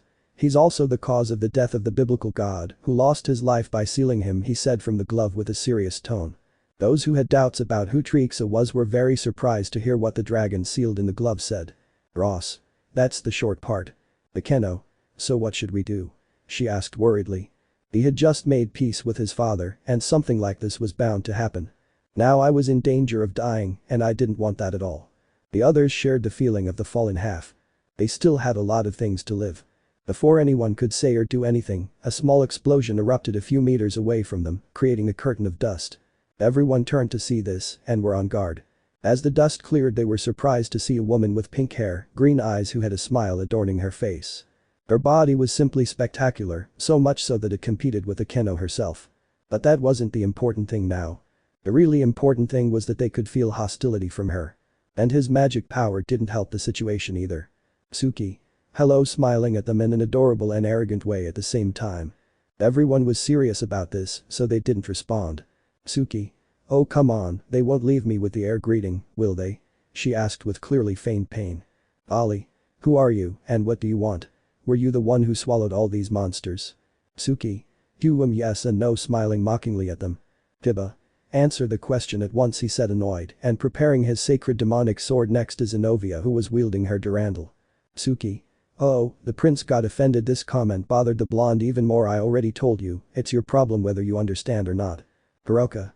If you're not going to speak clearly in a good way, it will be in a bad way. Then creating a magic circle behind her, and from the ends energy spheres appeared. His sister Kaneko stood on guard and energy spheres appeared in her hands. Rias, Akeno, Ross and Sona prepared attack magic circles. Sekiryuutei, Victor and Volley put on their respective armors. The swordsmen gripped their swords tightly. Everyone was ready to attack. Suki. Ooh, she put on a smile showing her total interest, so it will be like that. The pink-haired girl got into an attack position and her body emitted a glow. This was like an authorization to attack for the others. And they did, all the attacks were launched towards the woman. In doing so, a huge explosion occurred at the scene and the shockwave ended up destroying the upper part of the house. The dust cleared. Suki was no more. Thinking they had annihilated her, they lowered their arms with some tiredness, all except Ross. At that, they heard several things fall behind them. Rias, Sona, Akeno, Victor, Volley, Sekiryuutei, Jessica, Sabaki, Kuroka y Biku Volter and Aver. And they were quite surprised to see all their other companions on the ground unconscious. But they were even more surprised to see the pink-haired girl intact and in front of those who were unconscious. Suki. How slow, she mocked them. Jessica. How? Quite surprised. Suki. I think I should have waited for you to recover your energy. But hey, at least I'll get to play with you all a little. Ali. Albion, can I use the Juggernaut drive? He asked mentally. Albion. You used division so much on the monsters that their energy was drained quite a bit. And as a result, you won't be able to use it. You'll only be able to rely on balance breaker. He answered seriously. Ali. Shit, with annoyance. Suki extended her hands and from them emerged a magic circle in each one. One was red and the other was yellow, which gave off rays. This surprised those present, especially Rias and Akeno. Without giving her time to wait, the pink-haired girl fired lightning bolts and the power of destruction, which combined to make a more powerful attack. Hiroka was able to react earlier and created a barrier that covered them all from the attack. When the two collided, the barrier could barely hold. This broke, causing everyone to retreat a few meters. Suki. Oh, smiling wider, I like it better when they put up resistance. Following that, at a tremendous speed he stood in front of Biku.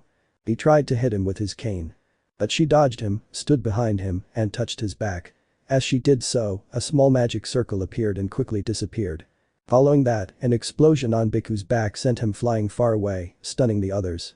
Sun Wukong's descendant fell into the rubble of a house. The explosion left them badly injured and with their backs burned. Suki took advantage of everyone's bewilderment and did the same to them. Several explosions were seen at the site. They were all sent to different places. The only one who could resist was Kaneko, who was able to stay in her place. But his arm was all burned and he winced in pain. He wanted to grab his arm but gave up because he knew it would make the pain worse. And it wasn't just his arm, he no longer had the energy to continue fighting, so he fell to his knees. Suki. Who approaching the white-haired girl, I must admit, I was a little surprised that you resisted the explosion. Kaneko was about to fall completely to the ground, but Suki grabbed her hair in time to stop her from falling. She leaned close to her ear and began to speak. Suki. Of all this group of useless people, you are special. After saying that, she abruptly made him fall heavily to the ground, but that only makes you a little less useless. He kicked her in the stomach, sending her flying several meters. The woman, before doing anything else, had to dodge a blow from Sekiryuutei, followed by one from Victor and finally another from Volley. Suki. HMP. Well, I think it's better than nothing. Sekiryuutei once again went on the attack. I was throwing a lot of punches, trying to connect one to the pink-haired girl. However, she easily dodged them. They even hit him a little as a mockery. Bali and Victor, seeing this, went to help. But the result didn't change, the only difference was that Suki's blows were a little stronger. All this was seen by Sora from a distance. I only seriously saw Suki.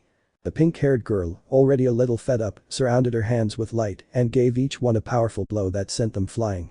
The one who fared worse was Bali, because the blow had connected where Issei had given him the decisive blow the first time they fought.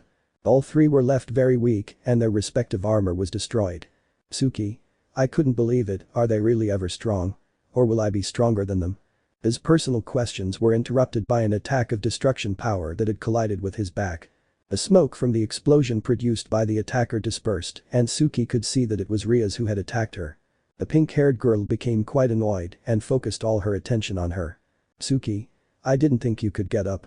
The Redeed had used the last of her energy in that attack, so she fell to the ground on her knees.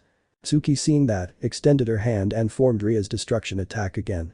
Sora saw this and was about to go interfere. But the woman just shot. Rias closed her eyes tightly, hoping her own attack would kill her. Sora was a second away from using all his speed to get in the way. But still, the attack was already very close. Finally there was an explosion. The white-haired man simply watched this in shock, cursing himself for not having been more attentive. The pink-haired girl just watched this without any expression. It wasn't much fun killing a piece of trash like she said. But something unexpected happened. The smoke suddenly dissipated with a strong breeze of air.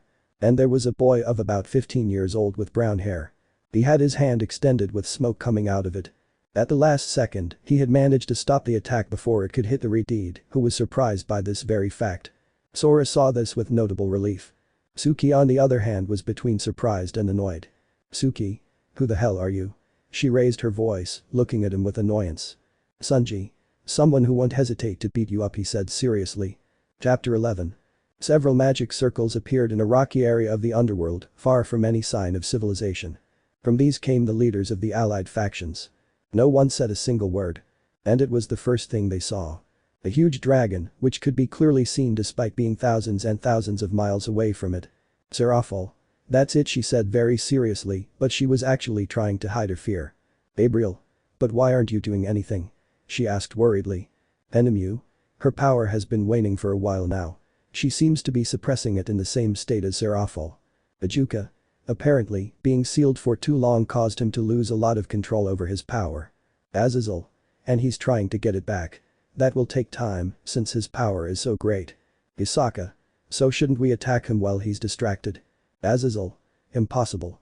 A disturbance in his attempt to control his immeasurable power could cause him to expel himself without any control, being greater than what we already feel. Ajuka, we couldn't stand the pressure of that and it will end up killing us instantly. Surzich. So what do you propose? We can't wait for him to control his power and we could seal him away. Ajuka. It would be a waste of time. If we try to seal it, like Azazel said, we would cause a disturbance in his attempt to control his power. If we do that, the only ones who will end up sealed will be us, since we won't be able to complete it with the Enemu. What do you mean by just us? She said, already somewhat scared. The three main leaders sighed. Michael. We didn't tell them to avoid interfering, he said worriedly. Gabriel. What do you mean, brother? Increasing his concern. Surzich. The only way for the seal to work is if the strongest of us give it energy from within the seal. Seraphol. From within. Michael. The main leaders of the three biblical factions will be sealed together with the Trihexa. Auden. Just you three. Azazel. The Norse faction needs you because your son Thor is unfit to rule. It's the same with Yasaka. The only person who can rule her faction is her daughter. Who is still very inexperienced at it. Besides, she's interested in Issei's disciple, according to what her mother told me with a small smile as she said the last thing. Everyone saw him with some annoyance for making that kind of comments in this situation. All except Yasaka, which I thought about that. His daughter kept asking him about when they would see him or when they would go to see him. When she received the meeting notice, Kunu insisted that she take her too. Obviously she refused, but in the end she got tired and so that he wouldn't pressure her anymore she brought her. And he was hugely disappointed to see that he wasn't there. Before arriving where they are now, I had deliberately forbidden him from leaving the Mau offices. And I really hoped he didn't. Gabriel. Why you? He brother. Michael. I'm sorry, Gabriel, but it's necessary. We don't have access to the forbidden seals like the ones father used to seal the Trihexa the first time. And if we did, it would cost us our lives, just like it did for him, he said with clear sadness as he recalled that event. Auden. "And what about that boy Issei?" he said, drawing everyone's attention. "Surzich. I sent someone to find him and tell him our situation. I don't want him to get involved in our problems, but this requires all the help possible." "Ajuka. That unfortunately also includes his disciple." "Gabriel. His disciple. But he's still very young." "Surzich. We know. We don't like the idea of making a child fight, especially against the beast of the apocalypse." "Azazel. But his power. Issei himself said that boy would surpass him at any moment." "Enemu. Still, the idea is just horrible." Sanji looked seriously at Suki, who still looked at him with annoyance. The brunette turned to the Redeed, who looked at him in surprise. "Sanji. Rias Gremory, no." "Rias? Why yes," she said nervously. He may be several years younger than her, but it was still clear that Issei's disciple had to be taken seriously. "Sanji. Fine. Go find your friends, I'll take care of her," he said seriously. This would be a good opportunity to see how much he had advanced in power and security. The time when he was doing nothing, he was able to solve that problem. Before he would have been incapable of hitting a woman. But now he didn't care at all. Man or woman, he would finish off his opponent. "Suki. Did you say you'll take care of me?" in a mocking tone. "Sanji. Don't ask if you've already heard it," he said annoyed. Seeing the city that he liked to be in from time to time in this state had certainly made him angry. "Suki. Who that attack was nothing at all. Do you really think that by stopping it you have enough level to beat me?" she said arrogantly. Sanji. "No, in fact I don't have that level." This made the pink-haired girl smile more. "But. Sanji. I've already surpassed it by far." "Suki. She stood in front of the brown-haired man thinking he hadn't seen her. "Suki. Phew." From one moment to the next, Sanji's fist was stuck in her stomach, which made her spit out blood and saliva. When? She thought surprised. I hadn't seen the brown-haired boy move a single finger. And in the blink of an eye, his fist had connected with a blow to her stomach. A blow that had undoubtedly hurt me. He jumped a few feet away and grabbed his stomach in pain. "Suki. Not even with the power spell I could resist the blow, but it's the third time I've used it," wiping the blood from her mouth. "How the hell did she hit me without me noticing?" Looking analytically at the boy, who looked at her seriously, "Who the hell is this brat?" Sanji on the other hand thought that his problem had really been solved. He would have previously held back more so as not to hurt her like he did. But he didn't feel anything when he did it. The pink-haired girl, with great anger, lit up her hands and, with great speed, rushed at the brown-haired boy. He just waited for her. Suki was going straight ahead, but she changed direction until she was behind him. He tried to hit him, but again received another punch in the stomach. Without giving him time to wait, he gave him another stronger one. Before she was sent flying, Sanji quickly grabbed her leg and slammed it hard into the ground, creating a moderately large crater. Suki spat out much more blood than before. He was short of breath, and his anger towards the brown-haired man grew more and more. She couldn't believe that a child was humiliating her. "I thought it was a bad joke." Rias, who had listened to what Sanji told her, was helping Asia, who was unconscious. She watched in surprise as the newly arrived boy humiliated the one who had caused them so much trouble. Suki watched Sanji from the ground. Yes, he was very young, but his imposing nature was evident. He grabbed her by the neck and put her in front of him. "Sanji. I can't kill you because I'm sure they'll ask you questions." "Suki. As if I were going to leave you with little strength." She touched the chest of the brunette and a small magic circle appeared in the touched area. He noticed that, so he let go of her to see what it was. A huge explosion occurred. Suki was sent to the villas for that, but she didn't have that many injuries because she was already a little upset about him when he exploded. "Suki. That last spell did use up a good part of my energy," she said as she looked at the smoke as she slowly got up. He thought it was over and he had defeated him. But how wrong I was. The smoke dissipated with a strong current of air. Sanji did not have a single scratch, only his clothes were torn from the top, showing his very marked body, and with large scars on different parts of the body. "Suki. Wow, it seems that the boy is not that much of a boy," seeing the young man's sculptural body, but she realized what he was thinking. "No, I can't think about that now, where the hell is Sora?" "Sanji. Nice try, but nothing you do will work against me." Approaching her. "Suki. Shit. She repeated that to herself mentally while trying to come up with a plan. She needed to escape. She was trying to remember a spell that would help her. But with what the boy showed, none would work. "Sanji. The only thing you'll cause with your attempts is to raise dust already being in front of her." He looked her straight in the eyes. "Sanji. So give up," he said, this making his voice a little deeper. His behavior is due to the fact that when he saw her for the first time, he could clearly notice her arrogance. The arrogance that his sister showed him in his childhood when she saw him on the ground. He was very repulsed by that kind of people. Somehow, seeing the pink-haired girl who once had that attitude he hated so much on the ground made him feel some satisfaction. On the other hand, Suki was starting to get desperate. She didn't know where this child had come from, much less why he had so much power. But he realized something. She couldn't make him lose his will to live, nor destroy him mentally, as she usually did with those who considered themselves strong. The only ones she hadn't been able to do that with were Sora and Poro. When it came to power, they had left her completely humiliated. She decided to follow them, to learn more and find a way to become stronger than anyone else. And he managed to get stronger. And his ability to copy spells made things easier for him. But now it happened again. With a few blows this boy had left her on the verge of collapse. And to top it all off, he clearly saw that he wasn't even trying a little bit. The only thing he could do was destroy his clothes. Not a single scratch had caused him. Suki. Rot, she said, looking at him angrily. She with all her strength moved away and stretched her hands out to the sides. Suki. This might distract him. Seconds after thinking about that, a bunch of magic circles appeared above her. Sanji could feel a great amount of power in them and more was building up. Before the pink-haired girl started her attack, she received a punch to the face that sent her crashing into the rubble. The magic circles disappeared as Suki was unable to complete her energy accumulation. She was trying to endure the pain from the chestnut's blow. Once again, he hadn't seen the moment when he moved. From one moment to the next, he only felt the blow to his face. Suki. This damn brat. She thought as she tried to get up, without success. In the blink of an eye the brown-haired boy was in front of him. His gaze hadn't changed at all. This time Suki's anger had been replaced by fear. She was now at his mercy. She was usually the one who did this to others. She was the one who made me feel scared. But the roles were reversed, now she was the one who was afraid. The difference in skill between them was simply abysmal. No matter what she did, she stood no chance against a brunette. He noticed this. Her gaze betrayed her. Seeing her look change from arrogance to fear made him feel somewhat comforted. He prepared to strike the decisive blow. Sanji had to cover himself from an energy sphere that exploded as soon as it collided with him.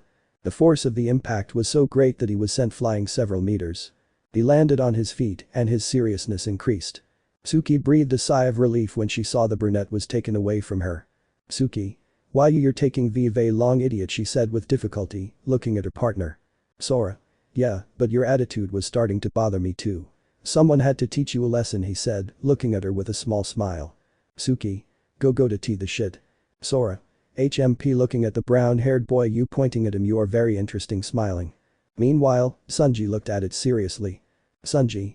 He's powerful, he can't let his guard down at any time against him, carefully analyzing the white-haired man. Sora. Okay, getting into a fighting stance, shall we begin? Chapter 12. Sanji. This guy. It's obvious he's with her, he thought, still seeing the white-haired man in his pose. Without saying anything he also got into a fighting stance and his gaze firmed. Sanji. I must anticipate his movements, he thought, imagining his opponent's possible movements. Having already done it, all that was left was for one to attack. Sora. And well. Smiling. Sanji. Whenever you want, be careful, I must get him away from here. Without waiting any longer, Sora launched himself at an enormous speed, which surprised the brown-haired boy. But still, he managed to block a punch that was heading straight for his face. This caused such a strong shock wave that it created a crater and blew everything around it away. Sora. Wow, you really have strength. Sanji. HMP still with his fist in his hand. Without saying anything else, both began with a quick exchange of blows, which were blocked or dodged. But one thing was clear, neither had started the real fight. They were like that for a few seconds. Until, through carelessness, Sanji received a blow to the ribs. That blow Sora had given with a good part of his strength. The chestnut tree clearly did not expect this and was sent flying miles away from where they were. The white-haired man stood still for a moment, turning to look at Rias, who was more than shocked to see him, she seemed to know him. Sora didn't like this, but he understood that he was on the enemy's side. Without further ado, Sora rose and went after Sanji, leaving the redhead unable to believe what she saw. While Issei's disciple had suddenly stopped in midair and stood there. Sanji. Shit, he grabbed the part that was affected by the blow. I didn't think he would use that much force in the blow, he thought, while taking a deep breath and enduring the pain. He could see Sora heading in his direction. Sanji had only one thought. Now it was his turn. He made his wide aura appear and went at full speed to attack. The white-haired boy, being somewhat distracted, could not prevent the brown-haired boy's attack. He had punched him in the stomach with such force that he was knocked out of his breath and sent him crashing into a mountain. But it didn't end there, as he extended his hand and began firing energy spheres towards Sora, somewhat weakened by the blow. The aforementioned could not cover himself in time and received the attacks full on, ending up destroying the entire mountain. Sanji stopped shooting spheres and stood there, both in the face of any disturbance in the place. "Sora. Hiya." He screamed, and around him appeared a wide aura equal to Sanji's. This caused the dust to dissipate. It rose to the height of the chestnut tree. His clothes had been destroyed by the energy attacks. Both looked serious, neither would play games. At enormous speed, they both launched themselves and collided their fists. Following that, they disappeared. Huge shock waves could be seen in the sky, followed by ones that appeared milliseconds after the previous one. Neither of them gave in. If one connected with a blow, the other returned it with more force.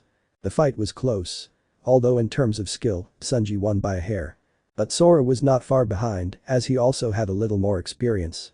Both were above the other in something, but in a minimal amount.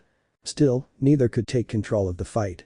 Sanji analyzed all of his opponent's moves. I didn't know why, but I was starting to make the fight easier for him. Sora, on the other hand, saw how little by little Sanji was gaining some advantage. So forcing his body more, he positioned himself behind the brown-haired man. It turned around, but received a hammer blow, sending it crashing to the ground.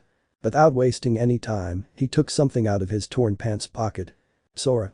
As a child seeing a bracelet with a red gem in the center, but this is necessary, he placed it in the middle of his arm, and the gem emitted an intense glow. His wide aura grew, to return to normal seconds later. Sora. I have to finish this quickly, this thing has a limited time of use. The chestnut tree stood up with some difficulty. You could see how he had bruises and parts of his body were bleeding.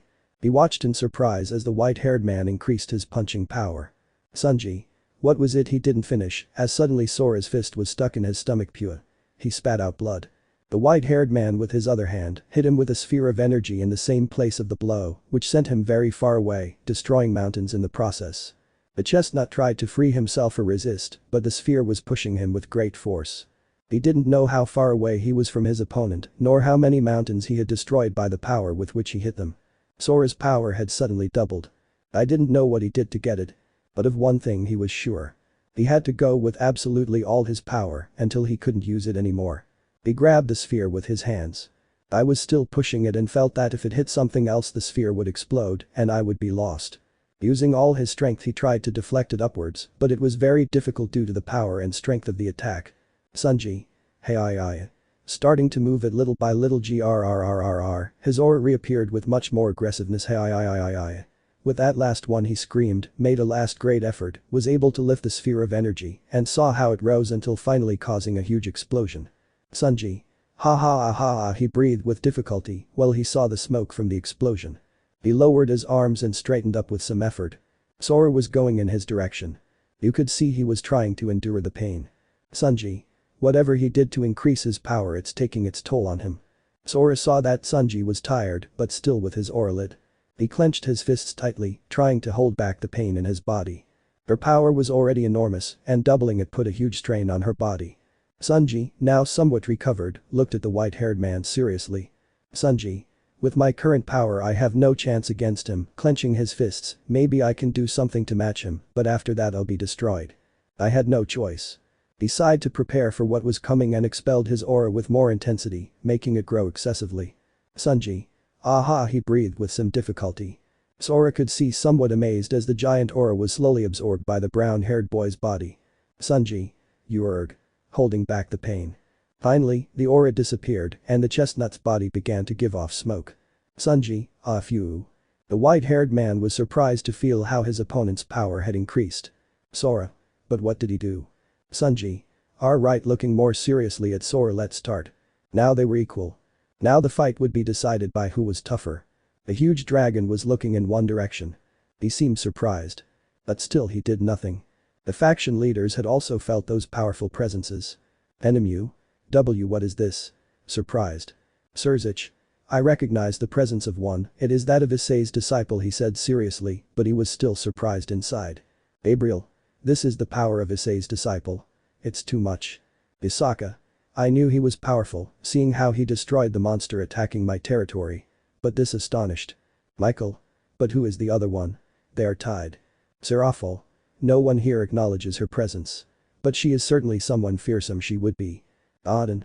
Without a doubt, the boy Issei trained him as he should to achieve that power, and more considering his age. Gabriel. What if we go to help him? Worried. Azazel. We would only be in the way. Ajuka. But if he's here, then his master must be here too, right? Surzich. Despite the fact that they seem very close, the boy makes his own decisions without telling Issei. So the odds are at 50-50. Sora launched himself at Sunji without holding back, an action that was imitated by the aforementioned. They both began to exchange blows, going from one side to the other, creating craters from the impacts. Both of them looked pained, but neither of them was going to back down. Sora connected a punch in the brown-haired boy's face. But recreating an old movement, using the momentum of the blow he spun around and landed a kick to the side of the head, sending him flying and crashing into several mountains. The white-haired man quickly recovered and attacked the brown-haired man. At full speed I tried to punch him. But in a quick movement Sunji hit the underside of the arm, deflecting the blow upwards. He jumped, twisted his body and buried Sora's head in the ground. Without trying to breathe a little, even while on the ground, he shot a torrent of energy towards the brown-haired man, who was barely covered. The attack caused a huge explosion. The white-haired man got up with difficulty. At no time had his white aura disappeared, which seemed strange to him. Sora. Ogre. Felt a sharp pain all over his body as should. Meanwhile, Sunji's arms were still in X, which were bleeding a lot. He slowly lowered them. He was breathing with difficulty. Sunji. Ajurg. He felt his body start to hurt a lot. And not only that, as white flashes appeared around him and disappeared instantly. Because of this, his body began to release smoke. Sunji. I don't have much time left, enduring the pain in his body. If I don't end this quickly, I'll tear myself apart. Seeing how the white aura appeared momentarily in his hand, then disappeared and smoke came out of his hand. Despite being somewhat far away, they could be seen. They both knew they had to end this fight. End this one. Both of them started charging energy attacks.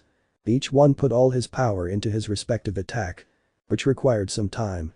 It was time. Sunji Sora, hey. Both launched a torrent of yellow-green energy.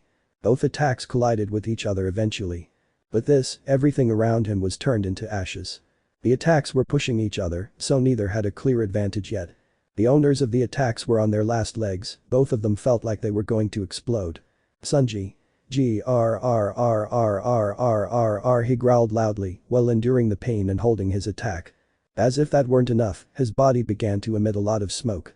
Sora was no better, as the gem on his bracelet was starting to crack and his aura was diminishing in size.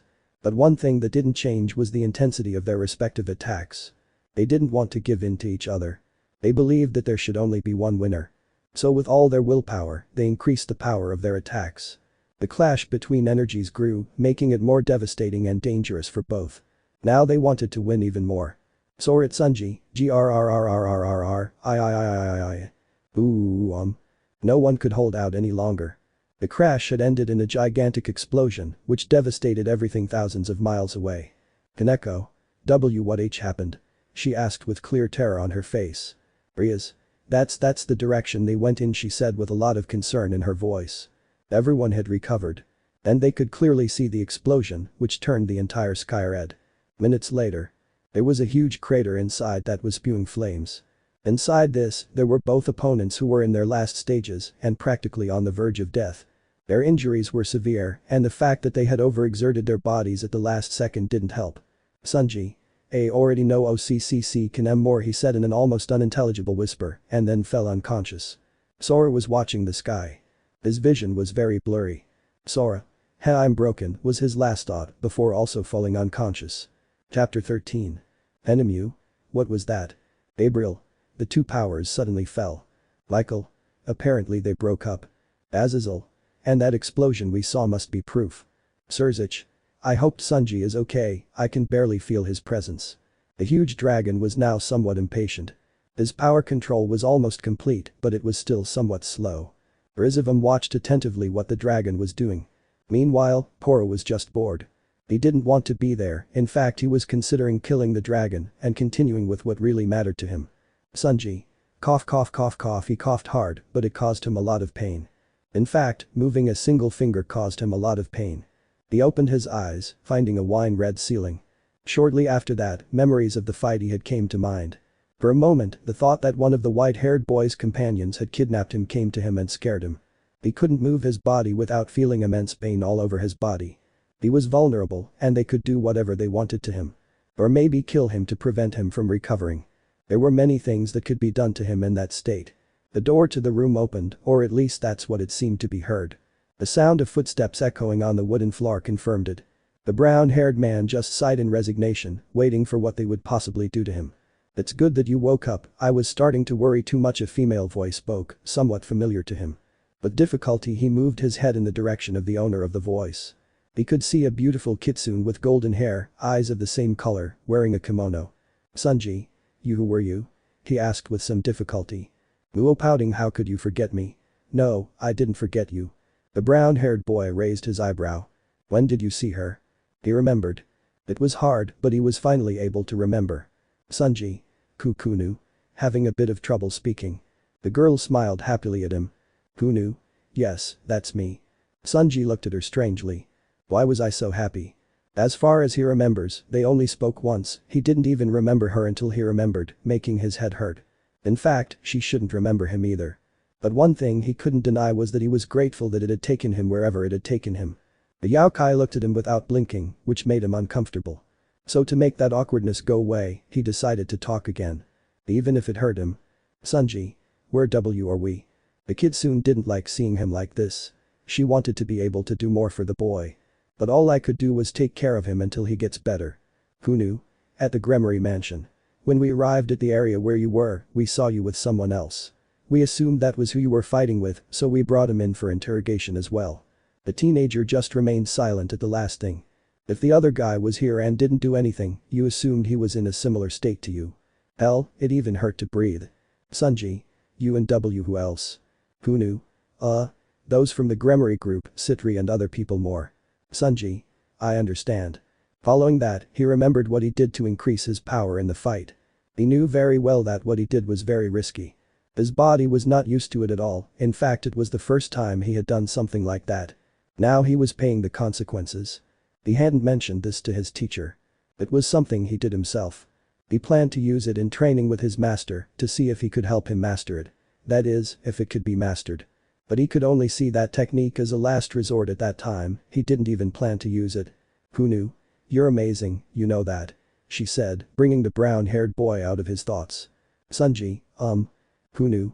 I didn't like at all that you pushed yourself so hard and yet you continued, but that's what makes you incredible. You kept fighting until you were like this." Smiling at her. Sunji was confused. He didn't understand why she was telling him all this, they didn't even know each other well enough. Unconsciously, he had been distrusting people he didn't know. He was always alert, especially in these moments when he was vulnerable.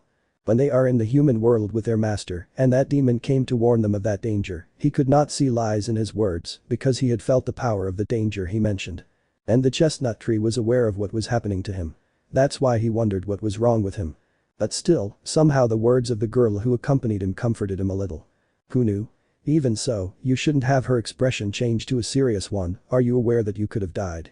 You were very reckless." Now she was scolding him. He was more confused than he was. "Kunu.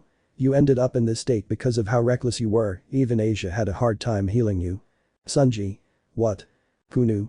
Sighing. "Well. It will take some time for you to fully recover. Until then, I will take care of you." He didn't like the idea. Yes, he was grateful, but he felt uncomfortable having someone take care of him. Although the pain was unbearable, I didn't think it was necessary. He was used to no one being interested in him, except for his teacher who trained him. In an attempt to show that he didn't need it, he wanted to sit down. It started to move. The pain could be seen in his expression, he was trying really hard. "Kunu? What are you doing? You mustn't move." She raised her voice, upset and worried. He ignored it and continued. He tried to lift his torso with the help of his hands and arms. They were trembling, a sign that he was using all his strength. "Sunji. He complained of pain and fell back down. Shit, he thought with annoyance. "Yes, I had been very reckless." "Kunu. I told you." She reproached him. "Your body is very weak." The teenager just looked away. He felt useless now. "Sunji. Sorry," he whispered, still looking away. Thanks to her enhanced senses, Kunu heard that. He smiled and stroked her head. "Kunu. Calm down, now let me take care of it, kid." "Sunji. Tch annoying." This made the yaokai laugh a little. Sora. Ah. He complained of pain immediately after regaining his senses upon waking up. He looked around, it was a white room. He tried to get up, but the pain in his body stopped him instantly. Sora. Damn, he said barely. He felt something around his wrists. When he looked at them, they were handcuffed. Following the chain with his eyes, he noticed that the other end was firmly attached to the wall. Sora. I think I should have known this was going to happen, he thought with resignation. It hurts, doesn't it? He turned to see whose voice it was and was surprised to see a certain Redeed. Sora. Rias whispered. Rias. It's been a while Sora, or should I say, Ani-sama. She said the last part sarcastically. He tried to go to her, but the pain and the chains prevented him. Rias. For someone with your level of power, these enchanted chains would be nothing. But since your current state isn't the best, it'll be very difficult for you to free yourself. She leaned closer and looked at him seriously. The white-haired man only lowered his gaze when he felt the Redeed's gaze fixed on him, who looked at him accusingly and sadly at the same time. Sora. Rias is not what you think. Rias. What do you mean it's not what I think? I saw how you defended that woman. Sora. Where is it by the way? Rias. She escaped without us noticing. Thanks to you, who attacked that boy to prevent him from finishing her off. Sora. I understand. The white-haired man just kept his head down. The Redeed approached and gave him a strong hug, which surprised the man. But he still responded with pain. They were both sitting on the bed that the Redeed had asked for, so that Sora could rest better. Rias. Now, tell me why. Separating from the hug. He sighed and looked into her eyes. Sora. Well, it has to do with your brother. Rias. What does that have to do with it? Sora. He asked me to infiltrate Rizavim's ranks. Rias. What? Surprised, but why? Sora. According to him, because he was the only one who could. And apparently, that guy knew everyone in the Mao family except me. They were silent for a few seconds. Rias. And how did you get that power? And why did it take so long? Sora. Since I was new, I was under constant surveillance. So not only could I not return, but I had trouble sending the information to your brother, and as for the power, well, somewhat awkwardly. Rias. If you don't want to say it, then. Sora. No, it's fine. Sighing. There's a guy who works with Rizavim.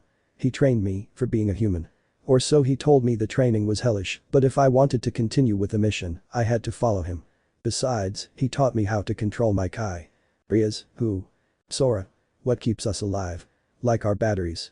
It's pure energy that comes from within us, and to manipulate it requires enormous strength. Rias. So that's what you use. Sora. Yes. And apparently there's someone else remembering Tsunji. He admitted it. For someone so young, he gave an incredible fight. But maybe, if he sees him again, he would get defensive. After all, he attacked him first. Rias.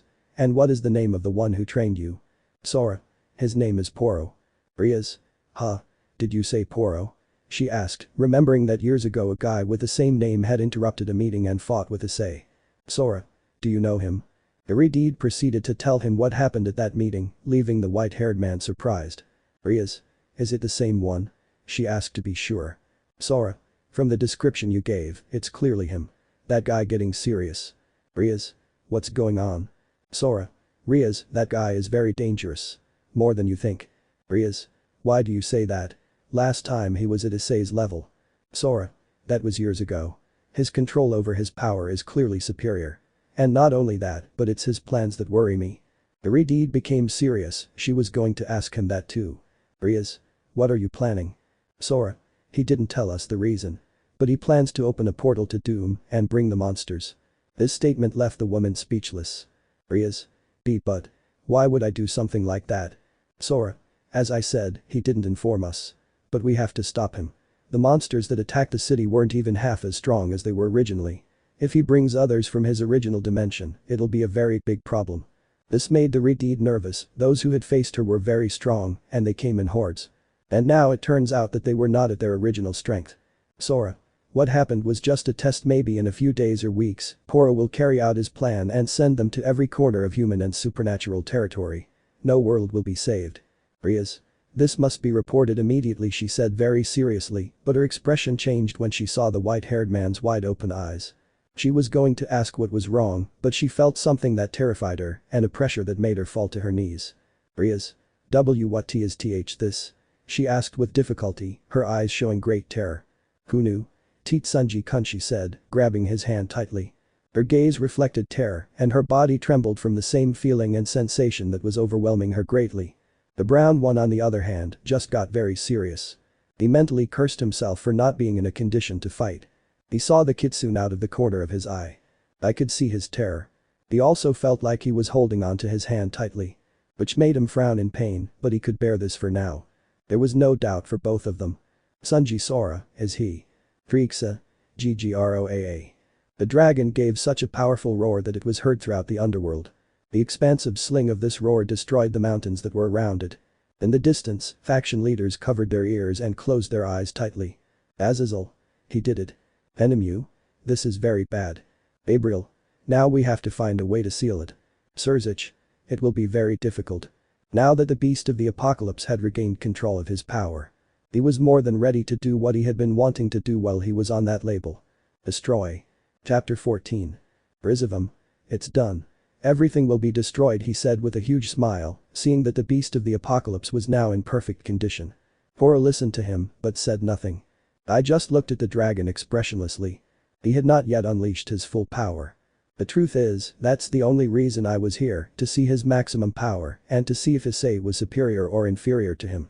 I even had in mind what I would do with Rizavum. But for the moment, he would only see what for the black-haired man was just a show. The dragon opened its mouth, showing its enormous and sharp fangs. Second after that, a torrent of purple energy came out of this. This began to destroy everything around it. The faction leaders saw this and stood as quickly as they could to avoid being hit by that attack. Yasaka. His power is immense. She deflects while trying to maintain her composure. Serafal. This is going to be a huge problem, how are we going to get close? Worried. Azazel. He's being tested, he's just regained full control of his power. Bajuka. He won't be satisfied with just destroying a desert area. It will look for the slightest sign of civilization and it will destroy it. Surzich. We must go with all our power if we want to seal him. And by the time comes, the three of us must be in line to enter with him, he said looking at Michael, then turning to Azazel. They both nodded, giving a sign of affirmation. The others could only see and hear this. So, knowing they couldn't change their minds, they just kept quiet. Azazel entered his balance breaker, ready to attack. Everyone got ready to go with everyone from the beginning. But they didn't count on something. Trihexa noticed his presence. He narrowed his eyes and spread his wings. In a flutter of these wings, he rose hundreds of meters in the air and headed towards them. The leadership team realized this. Enemu.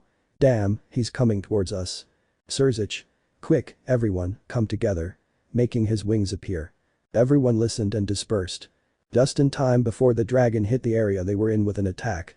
Everyone looked at the dragon seriously, but inside they were quite nervous. But the one who was truly afraid was Yasaka, she didn't want to leave her daughter alone. Rizavum saw how the dragon attacked someone. So concentrating, he realized that they were not alone. That made him smile. Rizavum.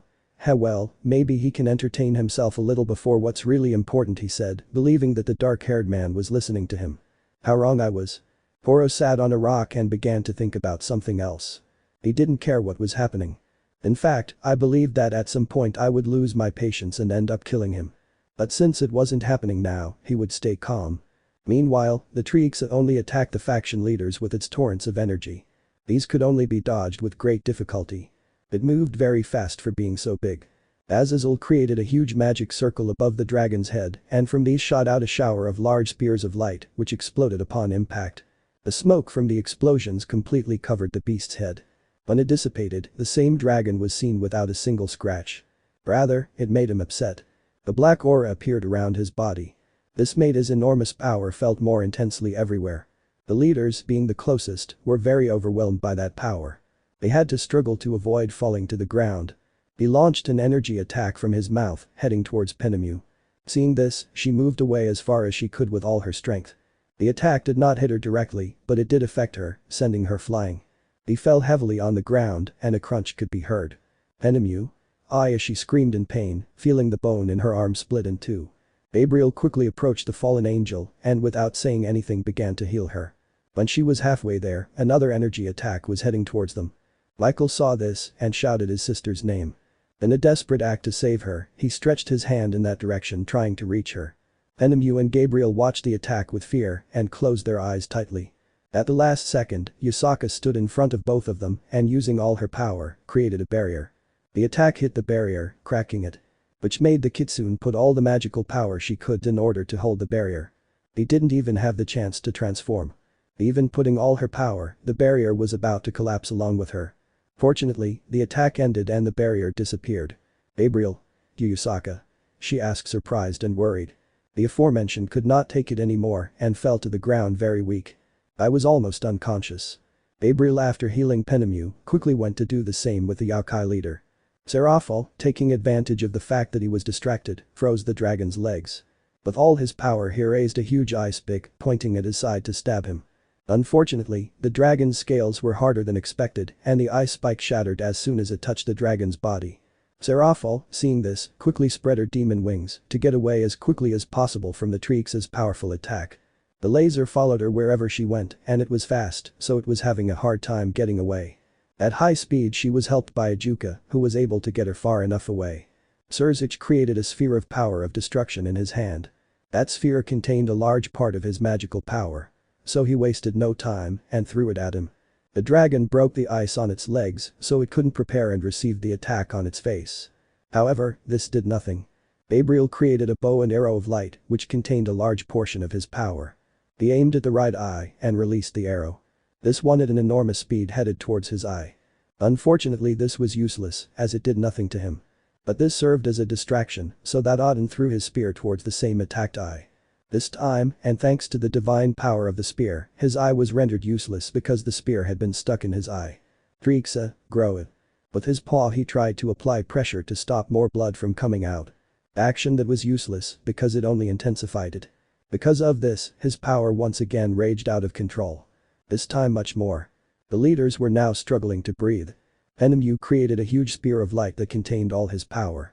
He threw it, but as soon as it touched the dragon's aura it disintegrated.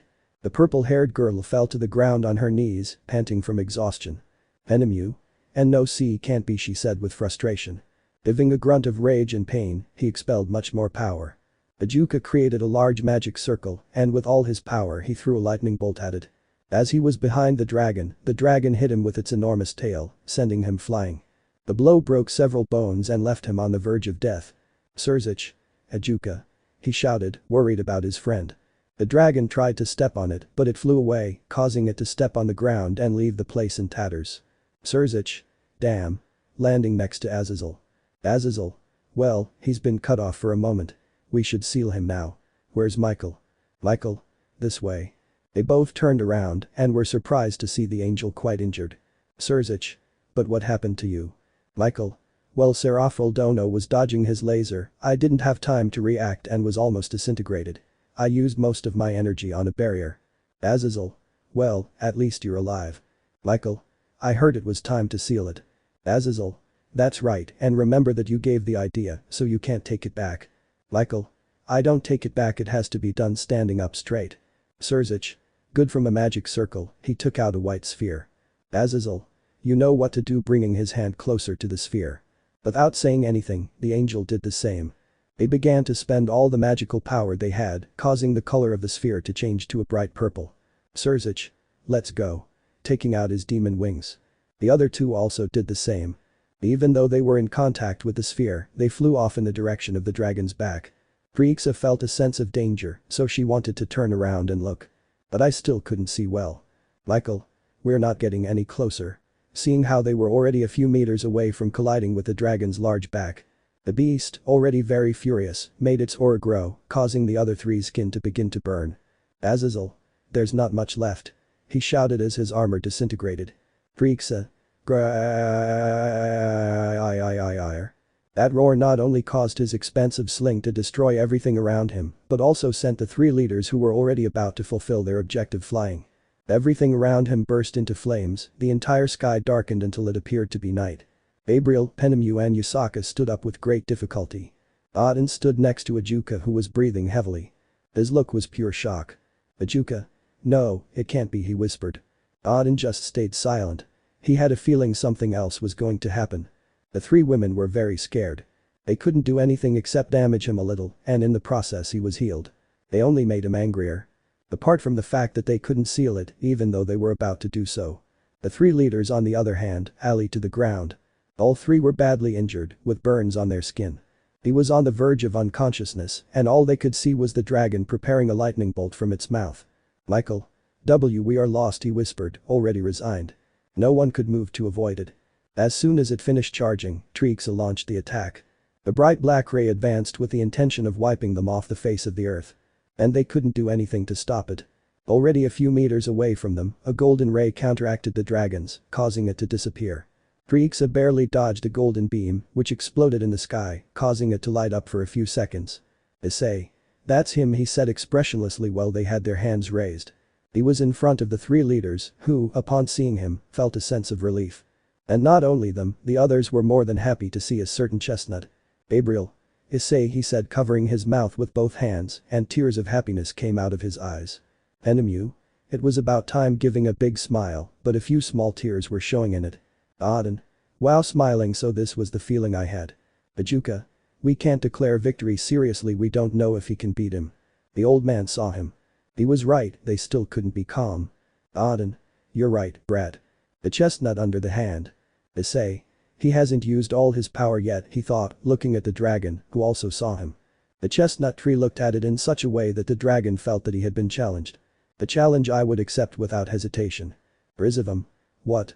Watching everything that was happening from a distance, what did he do? Poro. To prove by standing up that he is stronger. It is a challenge. Surzich. I say, he said, weakened. The brown-haired man pointed at them with his hand, and through an energy sphere, he gave them a little energy. Issei. Go with the others. I'll take care of it, he said, looking at them seriously. The three of them, without saying anything, with some difficulty got up and flew away with their wings. Trihexa. Grrrr, she gave a growl. To further emphasize that he was challenging him, the chestnut stomped his foot on the ground, creating a small crater and raising some dust. Issei. Let's start. Chapter 15. The huge dragon looked at the chestnut, preparing a lightning bolt in his mouth. Issei saw this and prepared himself. Trihexa launched a lightning bolt with the same power as the previous one. But Issei, instead of dodging it, launched himself at him. He passed through the lightning until he reached the dragon's head. He showed himself and hit him on the forehead, which made him step back. Rizavam. What the hell? What is that guy, and how did he manage to affect the beast of the apocalypse? He shouted in surprise. Poro. Let's see if Issei deserves it, he thought, looking closely at the brown-haired man. The aforementioned threw an energy sphere at the beast's chest, which made it retreat further. This one, even angrier, swiped out his enormous claws. The chestnut tree being suspended in the air, moving it away. Issei stopped in the air and without wasting time flew towards the dragon. Upon arrival, he hit him on the chin. This caused him to suddenly raise his head upwards. At enormous speed it appeared above his head, causing him to crash heavily into the ground, creating a large crater. He appeared in front of the dragon's head, which looked disoriented. Issei. Why don't you use all your power? Don't you consider me a threat? The loud noise began to be heard throughout the place. Since it was not possible to know exactly where it came from, the chestnut tree looked sideways to see where that annoying noise was coming from. Trihexa opened her huge mouth, making the noise louder. That noise had been him, charging an attack with a power much greater than the previous ones. Issei realized this, so he turned back to the dragon, whose head was still on the ground. He opened his eyes a little wider in surprise, realizing that it was too late. The dragon launched a powerful attack from his mouth, completely covering the chestnut. The attack traveled thousands of kilometers, creating a smokescreen and destroying everything in its path. When it was over, the brown-haired boy could be seen somewhat surprised, with almost all of his clothes destroyed. Issei. I didn't expect this, that attack had much more power than I expected, he thought with his arms in an X, indicating that he had to cover himself. Trihexa raised her head and gave a huge roar. Accompanied by this, all his power was also present. The whole underworld trembled at this. Issei just got serious. The dragon realized that the creature in front of him was not one he could take lightly. His instinct told him that he was hiding something very big, bigger than him. Dragons are very proud, and knowing this damaged their pride in a big way.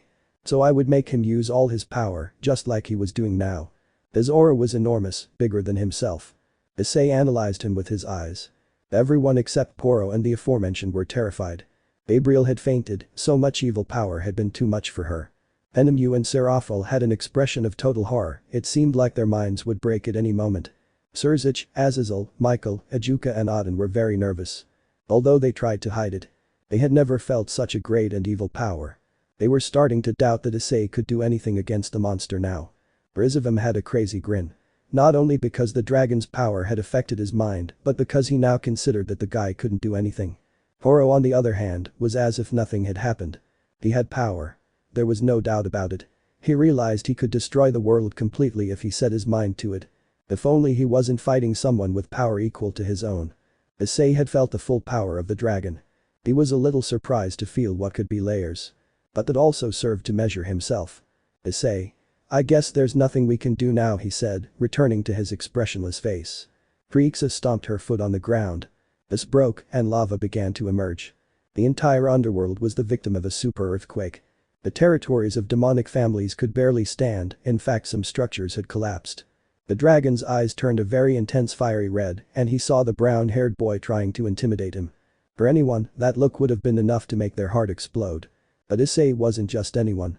He had felt true terror as a child. Intimidating him now was not something that would be easy. Issei. Let's get this over with. After saying this, he made his wide aura appear. It wasn't as big as the Trihexa, but it didn't need to be. The power it gave off was similar to that of the dragon. Only it was as if nothing had happened, I hadn't made any effort to expel it. Horo smiled. Horo. Heh. So that's how it is. Everyone else was shocked. The leaders were in shock. They couldn't believe that the brown-haired man had stored that amount of power the entire time they knew him. This also helped to understand the danger of the perdition dimension. Issei. Let's end this with one last Trihexa attack. The dragon seemed to smile at this, showing its enormous fangs. He opened it, his throat and mouth lit up red. He was putting all his power into this attack. He wanted to exterminate this bug that was standing in his way once and for all. He just wanted to destroy everything, he has no other reason to exist. But if there was something I had to admit, it was that the chestnut had earned some of his respect. Issei spread his arms to his sides. 2 blue energy spheres appeared in his hands. He raised his hands above his head and joined both spheres, causing the new sphere created from the previous ones to turn a dark blue color. No longer wanting to wait any longer, the monster expelled a gigantic torrent of crimson red energy. The whole place shone the same color. Being a few meters away from him, Issei decided to attack as well. Issei. Shot star. Shout. He put his hands in front of him and a torrent of dark blue energy collided with Trihexa's attack. This one was smaller, but the power it contained was simply devastating. Issei's attacker easily split the enormous dragons, which put even more power into its attack. But it was useless. Issei's lightning struck Trihexa's head. He opened his eyes wide before his head was consumed by the lightning. Issei held his attack for a few more seconds before he decided to disappear her. And so it was, the lightning became smaller and smaller until it disappeared completely. Horo. HMP smiling mockingly. Everyone else had to take cover from the glare caused by the dragon. But now that it was all over, they could see. And the impact they received was enough to make them faint. Issei lowered his arms seeing how he had left his opponent. The dragon's head had completely disappeared. As if it had never been there. The part of the neck from where huge jets of blood should have been coming out was completely charred. So not a single drop of blood came out. That part was charcoal black. The body, not receiving signals from the now non-existent brain, collapsed to the ground. This raised a lot of dust due to the large size of the body. No one said a single word, the only noise was the explosions and bubbles of the burning lava that was still running on the ground. Issei stood still in his place. He seemed to be thinking about something. Rizavim couldn't believe what he saw. The beast that was capable of destroying the world had been killed by a human. Human who should be kneeling in front of him. He refused to believe what he saw. It seemed like a nightmare. All his plans were foiled in the blink of an eye. Horo. Well, that's it, approaching the old man. Rizavim. How it can't be, he spoke in a low voice. Horo. The portal is in the final stages of construction, with 100% effectiveness, it was a pleasure doing business with you. Rizavim livened Lucifer, creating an energy sword in his hand. Lucifer was going to turn to look at him, but his body was split in half by a quick slash from the jet black sword. The blood came out in great jets, staining the floor and splashing Poro's clothes and face. Without saying anything, he pointed with his hand at the 2 inert parts of the body of Lucifer's descendant. A sphere of energy was shot towards the small area. Completely disintegrating the body and completely destroying the mountaintop they had been on and which he had protected. Issei realized this, so he turned to see what was happening, but he didn't find anything or anyone. Whatever destroyed that part of the mountain, it was fast. I turned to look at the sky. Little by little its original color returned. The brown-haired boy had a neutral face when he saw this. But he could only feel some relief because now he had free time. And so that no leader would die in his delay. His disciple had gone ahead of him, he went to check on Mickey to protect her. He didn't want anything to happen to the baby, that's all it was for. Then he went to watch his disciples fight to see how he was doing. And he had to admit that he hadn't done badly for his first fight of such magnitude. But what did surprise him quite a bit was how his power increased. I found it interesting how he doubled his power, but you could see that it was the first time he had done that. I would talk to Tsunji later if he doesn't forget. A certain brunette teenager suddenly felt a chill run down his spine. Tsunji. What was that? Ah. The brown-haired boy was trying to lift Kunu off him since she had fainted. This was due to the enormous power of Trihexa, which was felt very clearly throughout the underworld. It was too much for her and she ended up fainting on him. And since he was very weak, it was hard for him to get her off him. But something that surprised him was feeling how his master's power increased in an instant. It would take him at most a few seconds to do it, but Issei did it instantly. The kitsune opened her eyes slowly. Immediately, the feeling he had when he felt the power of the beast of the apocalypse returned. He stood up quickly, to Tsunji's relief. Kunu? Tsunji, are you okay? That power was enormous, she asked, looking at the aforementioned with concern. Tsunji. It's over now. Don't worry, somewhat relieved to no longer feel the pressure of Kunu's body on his. Sora looked with some concern at Rias, who had also fainted. Now she was awake, but her body was shaking. Rias. That was terrifying, she said, trying to calm down. Sora. Calm down now, he's dead. Rias. How can you be sure? How do you know he's not just too weak? Looking at him doubtfully. Sora. His Kai is completely gone. If that happens, it means he's no longer alive. Unless he can hide it, but it's obvious he can't, being a monster who only seeks destruction, smiling. Rias. Well, if you say so, calming down a little. And now what will you do? Sora. First of all, I need to recover. My body is really hurting. I'll tell Surzich what I told you later. By the way, how's it going with that Issei guy? The woman just sighed. Rias. He definitely hates me. I tried to get him to get over it, but it didn't work with her head down. Sora. And you didn't tell him why you sent him to perdition? Rias. I was going to do it when I achieved what I told you. But I couldn't. Sad. Even so, that won't make up for the fact that we abused him when we were children. I did that on my own. I was a stupid girl. Sora. Maybe so. But children of noble families are like that. Even Sona was. As children, we don't know what we're doing. I think he's mostly resentful because you sent him to his doom. Rias. Even so, I don't know if it will work. Sora. Just tell him, okay? And if he still doesn't understand, then that's his problem. Rias looked away and thought. I didn't know if I would forgive her, although I already knew the answer. But if I could at least get him to let go of his resentment, then a huge weight would be lifted off his shoulders. Rias. I'll try. Sora. Good. Cheerful. But by trying to raise his fist, he ended up making the pain intensify. Ugh. He complained. Rias. Sora, don't move so much, she said, smiling. I'll take care of you until you recover. But don't make any sudden movements, because it will take longer to heal. Sora. Clock clear. Chapter 16. 5 days later. Kunu was with a tray of food. She was still at the Gremory mansion. They let her stay to take care of Tsunji. She was also helped by Venezuelans sometimes. Just like what happened with Issei, Venelana had adopted Tsunji. Although she spent most of her time with Issei training, she also spent time with him. And in doing so, they could be mistaken for a mother and her teenage son. His son with a bodybuilder's body. Anyway, he quite enjoyed talking to the boy. The kitsune was already entering the room. Kunu. Tsunji-kun, I already brought your. She stopped talking when she saw the aforementioned standing at the side of the bed. It was obvious he was having some difficulty and his legs were shaking. But he was still feeling better. Kunu quickly left the tray on the bed and went to help the brunette. He grabbed the boy's marked arm and made it surround his neck. She blushed quite a bit as she felt Tsunji's hard muscular arm. He couldn't help but run his hand delicately through it before surrounding his neck. Still, he tried to ignore this and focused on helping him. Kunu. You shouldn't have gotten up, you're not in condition yet, she said in a scolding tone, but with a small blush. Tsunji.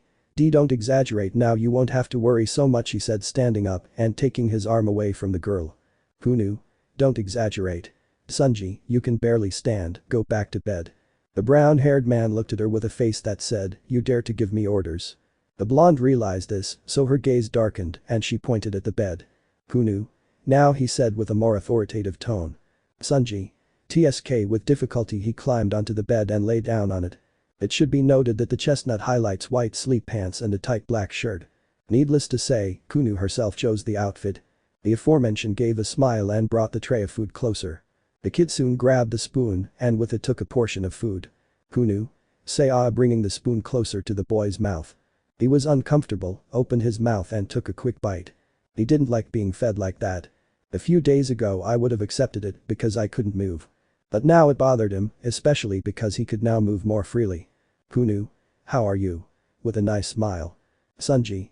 I'm swallowing the food. I'll be honest, it's the best thing I've ever tasted in my miserable life, he said with a small blush of embarrassment. Who knew widened her smile, knowing that he had liked it. Who knew? I'm glad you liked it, I made it especially for you, making her blush a little bigger. Sunji. Well, you're excellent, he said, turning his gaze. Hunu's heart raced upon hearing that. The blush turned back into a blush. Without controlling himself, he was getting closer to the chestnut tree. And as he was still looking the other way, he had no idea what was about to happen. The blonde closed her eyes. And the door opened, revealing Venezuelan. This made the kitsune move away at a supreme speed, and Sunji turned around. The newcomer could see Kunu's huge blush as she looked at the ground. Making him smile mischievously. Venelana. Sunji, Issei wants you to go with my son and the other Mau without removing her smile. Sunji. Why would they want my presence there? It's okay. With difficulty, he got out of bed. Who knew? With all due respect, Venelana-sama, you are not in a position to do any activity, she said, hiding her annoyance. Venelana. That's what I told Issei, but he still wants me to go. Shrugs. Sunji. It's okay. Standing up and taking a step with some difficulty. I just have to get used to the pain and I'll be able to walk normally. He walked to the door while staggering. But still, he continued until he left. Hunu followed him in case something happened to him on the way, but the brunette stopped her. Hunu? What's wrong? A little rushed. Venelana. You were going to do something to him, right? She asked seriously. Hunu. I don't know what you're talking about. Getting nervous. Venelana. Oh, come on. He was distracted, and when I walked in, I saw you quickly step aside, looking into her eyes. The kid soon became more nervous at eye contact. The brunette just put on a mischievous smile. Venelana. You know he's still a child, right? Although seeing where her son went, anyone would be tempted by his body. Besides, he's very persistent. Seeing her again, what was it that attracted you to him? Love at first sight, perhaps. The blonde was still very nervous. She knew that the Gremory matriarch wouldn't let her go if she didn't give her an answer. She wasn't very good at lying, her expressions and actions easily gave her away. So seeing no other way out, he sighed and decided to tell the truth. Who knew? Well, it started when he saved our territory. I could see how he destroyed that monster without any problems. When the yokai came to thank him, he didn't boast or show off his skills. Which anyone would have done. She lowered her head. At first I was only interested in him. But as time went by, I couldn't stop thinking about him. I became more and more anxious to see him again, so I asked my mother if we could come visit him. Venelana paid attention to what he said. Who knew? We came, but he wasn't there. That disappointed me. Then I found out he was fighting that guy, so when they finished their fight I went to help him. When I saw him in such a deplorable state, I felt an enormous pain in my chest. As soon as we brought him in, I used all my energy along with Asia to heal him. At that moment I decided to help him recover. Venelana. And what do you feel when you're with him? Arching an eyebrow. Who knew? I feel like a bunch of butterflies are flying around in my stomach. I feel safe and I feel like I want to spend more time with him. Smiling a little. Venelana. Seeing her smile, you know there will be more women interested in him, right? And since he's into the supernatural and he's very strong, he could have a harem. Who knew? That was a thought I'd already had. Honestly, it was hard for me to accept that. Looking away. Honestly, I want him all to myself. But if I can't get him, then I'll have no choice but to share him. Even so, that won't take away from the fact that I'll be the first to be by his side. Clenching her fist. Even though it will be very difficult. Venelana. I understand. Well, I think you should reach out to him and stay by his side if your feelings are true. He's been through a lot, maybe you're the one who can heal him. Hunu nodded and with a smile she started running. Azazel. Then he made an improved replica of the power-up bracelets I made, seeing the bracelet that Sora used, but now useless. Sora. That's right. Your own power must be stored in the gem that was there, so you can use it whenever you want and increase it when you use it, he said calmly, already feeling better. Azazel. I'm surprised, I would never have thought of something like that, or maybe I would, but it would take a while. Michael. Back to the topic, what does Poro plan to do with that portal? Sora. He wants to open a portal to Doom. When he does, he'll bring hordes of them to all supernatural territories, including the human world. Yasaka. But why do you want that? It would cause the greatest catastrophe in the history of the world, she said seriously. Sora. he didn't tell us that. But I'm sure of one thing, what happened in the city was just a small taste of what's to come. And the monsters weren't at their full capacity yet. Auden. If that happens, I don't think the boy Issei will stay with his arms crossed, seeing the brown-haired boy who just stood there without saying anything while he listened. Sora. Poro said he had plans for him, turning to look at him. You have to be careful, that guy can be very unpredictable. Issei just nodded slightly. If what Sora said happens, then he would take care of it without playing games. Rossweisse stood by the chestnut tree while also listening to the conversation without saying anything. I wasn't going to deny that I was worried about what Sora said. In fact, this would be a problem that would change the world forever if it is not stopped. The silver-haired girl glanced at Issei, who was thoughtful. She had grown fond of him over the time they had been dating. And if Poro had plans for him, then it couldn't be good. Suddenly, the door opened. Issei could see his disciple enter. He looked better, just with a few small grimaces of pain. The smaller chestnut had gotten a little used to the pain as he walked. But it still hurt. Sanji. He called me since he didn't finish speaking, seeing Sora. His gaze changed to that of pure seriousness, and even with pain in his body, he put himself in a fighting stance. The hostility towards the white-haired man was very noticeable.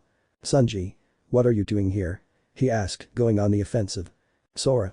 Oh, it's you. Smiling nervously. Calm down, I'm not here to attack. Although he was better than the brown-haired boy, he still needed to rest.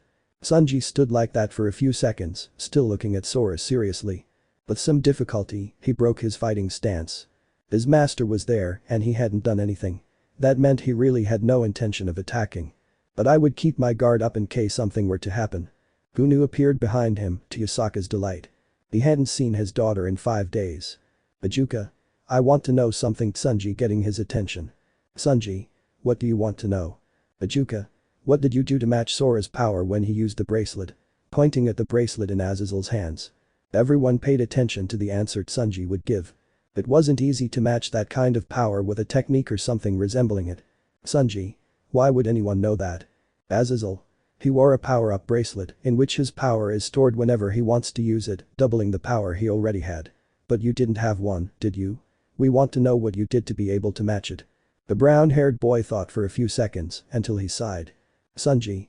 Okay, I'll explain. Somewhat annoying, when I expel my aura, a part of my power is expelled in the same aura. That's why my power is felt more clearly when I expel it. Everyone paid more attention to the explanation. Sanji.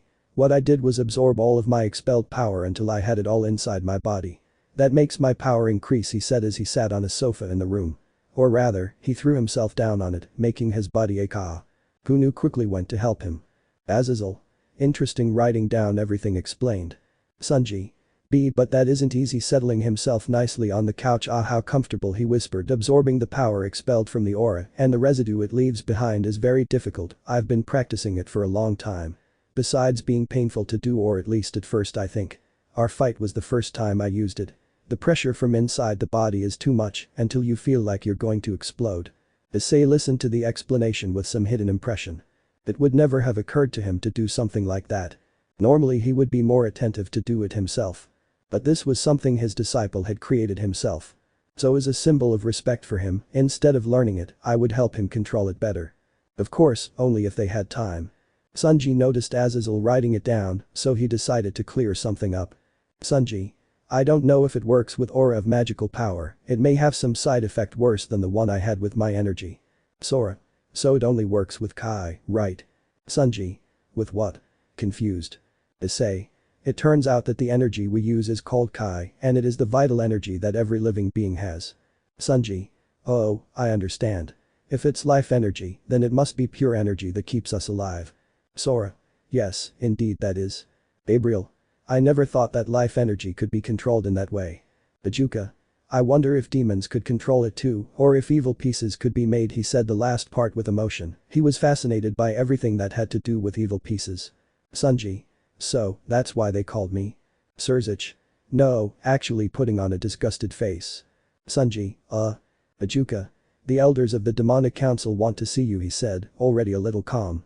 Sanji. Elders of what? Seraphol.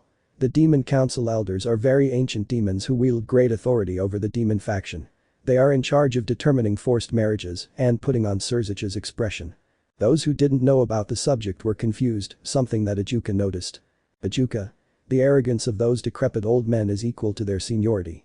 They only spend their time looking down on others as if they had authority over anyone who stands in their way. They really are despicable, he said with disgust. Sunji. Oh, understanding, and what do you want with me? Surzich. We don't know, they just requested your immediate presence at the council. I just hope they don't do something stupid, he said, looking sideways at Issei.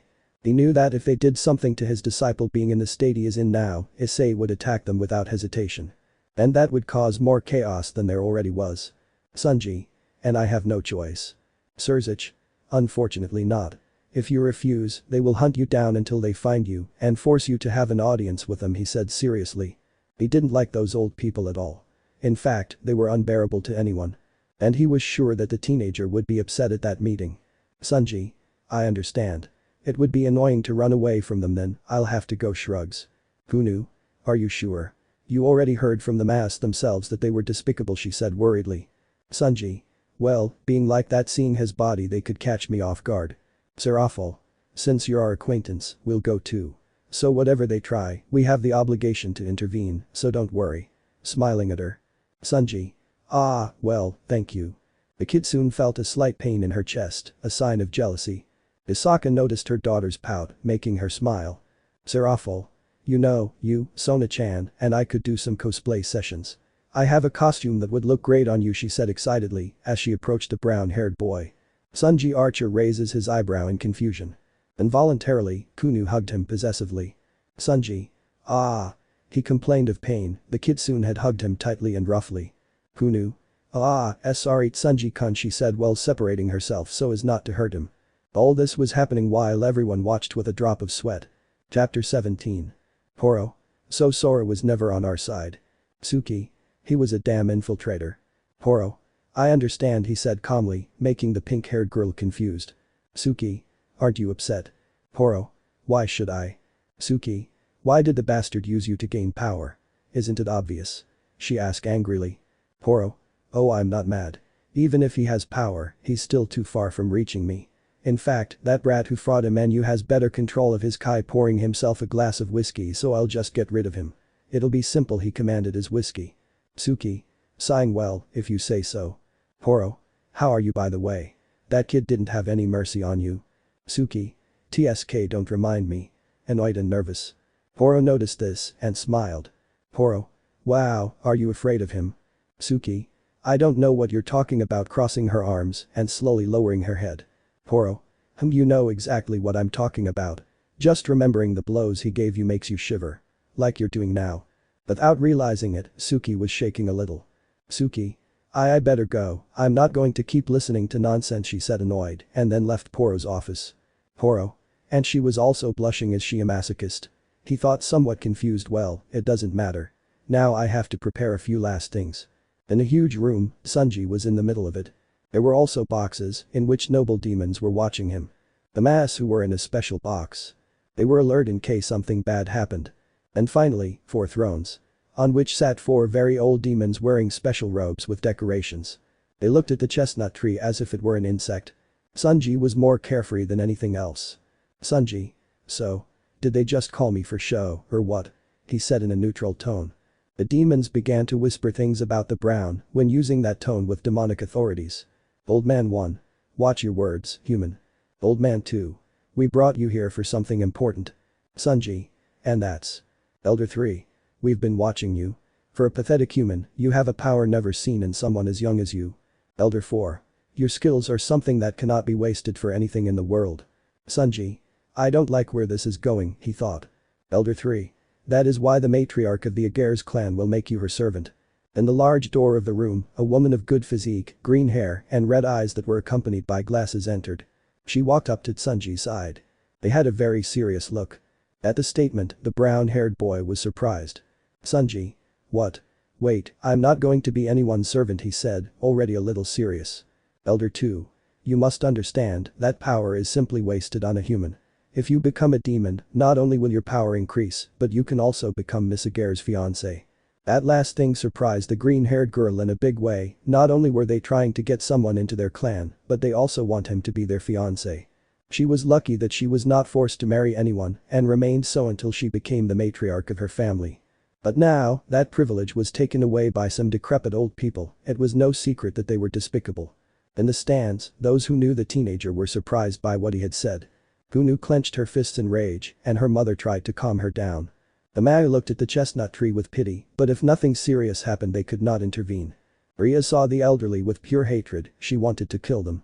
Sora, who kept his face hidden with a hood, looked at Rias with some seriousness and sadness. Then she turned to see Issei, who only saw what happened with a neutral expression, and next to him is Rossweisse, who was somewhat worried. The Haidu twin saw this with surprise. Jessica accompanied her surprise with pity, she had liked her brother's disciple, and now they were forcing him to marry someone he didn't know. And worse still, it was Sekiryuutei, who in her eyes and in the eyes of many others was a bitter woman. The smaller chestnut tree said nothing for a few seconds. What did these old men think they were forcing him to do something? Despite being abused for years, he has never bowed down to the point of being someone's servant. The only one who could give him orders was his teacher, due to the great respect he has for him. Elder 4. With your union, your offspring will be very powerful demons. Furthermore, due to your power, upon reincarnation you will directly become a high-class demon, and you will be able to enjoy the privileges that come with them. Sekiryuutei realized that the brown-haired boy was getting upset. She just wanted this to be over without her getting hurt. It was clear that he would reject it, which would cause the elders to try something against him. She didn't care at all what happened to the boy. He just wanted to go back to his mansion and rest from all this. Sanji. Look, I don't know what problem you have with humans that would make you say someone with my power shouldn't be one. But it was my human nature that made me get this power in the first place, he said seriously and with annoyance. Everyone, including Sekiryuutei, was surprised at the way the teenager was speaking to the important demonic authorities. Sanji. With this I realize that what you all want is power, and you are willing to do whatever it takes to get it. The guards who were there prepared to attack. Sanji. They can't stand the fact that a human has the ability to eliminate them with ease. I saw it in their eyes, you see me as if I were a scourge looking at you with annoyance when in reality you are. Old man 1. Impertinent human. He said angrily. Elder 2. Do you know who you're messing with, brat? We have authority even over the Mau. We're the judges, the juries, and in cases like these. Elder 1/2 3/4. You're executioners, they said in unison, and releasing an immense thirst for blood. The atmosphere became very tense and cold at this. Sekiryuutei became noticeably nervous. If they attacked him, she would be caught in the crossfire. Everyone in the boxes was sweating cold. Elder 3. We have authority over everything in our territory. Do you really think a spoiled brat like you could even have an opinion in our presence? More than that. You should kneel before us. Old man 1. You have no choice. You don't want to disobey our orders, pathetic human. Everything they said had such an arrogant tone that they didn't even try to hide it. The mass viewed this with great displeasure. Ria's look of hatred intensified upon hearing the elders. Sekiryuutei had her eyes wide open. It was the first time I was in the presence of the council elders. I knew they weren't good for anything. But to hear how they treated a child like that, not even she would be capable of speaking that way. Sanji on the other hand, in simple words, felt like vomiting. If Suki's arrogance repulsed him, this simply produced pure disgust. I was already fed up with this. So he did something that definitely left everyone speechless. Instead of emanating his own bloodlust, he gave off immense killing intent. His gaze turned neutral, and his body began to glow a little, giving off a bit of his power. Which for many, was immense. Sanji. You guys slowly approaching the elders. It caused him pain to move his body and to release his power. I wasn't quite right for it. However, he had become so angry that he did not care.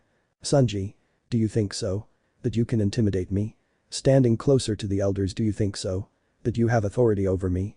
The guards tried to attack, but their bodies wouldn't respond, do you think so? That you can treat others however you want? Do you think I'm going to follow orders? Sharpening his gaze to the point where it looked like a real murderer's, do you think I'm going to care about the consequences for this?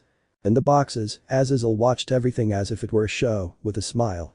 Issei saw this, raising an eyebrow. Wow, your student is earning respect. Sanji.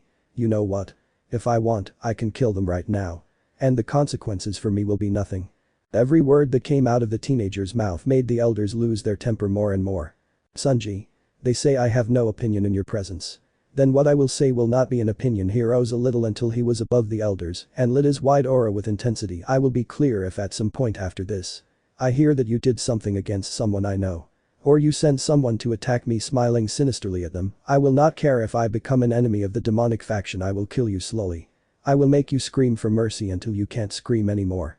And if you think about hiding, it will be even better because I will hunt you down and I will kill you in horrible ways one by one, he said, deepening his voice.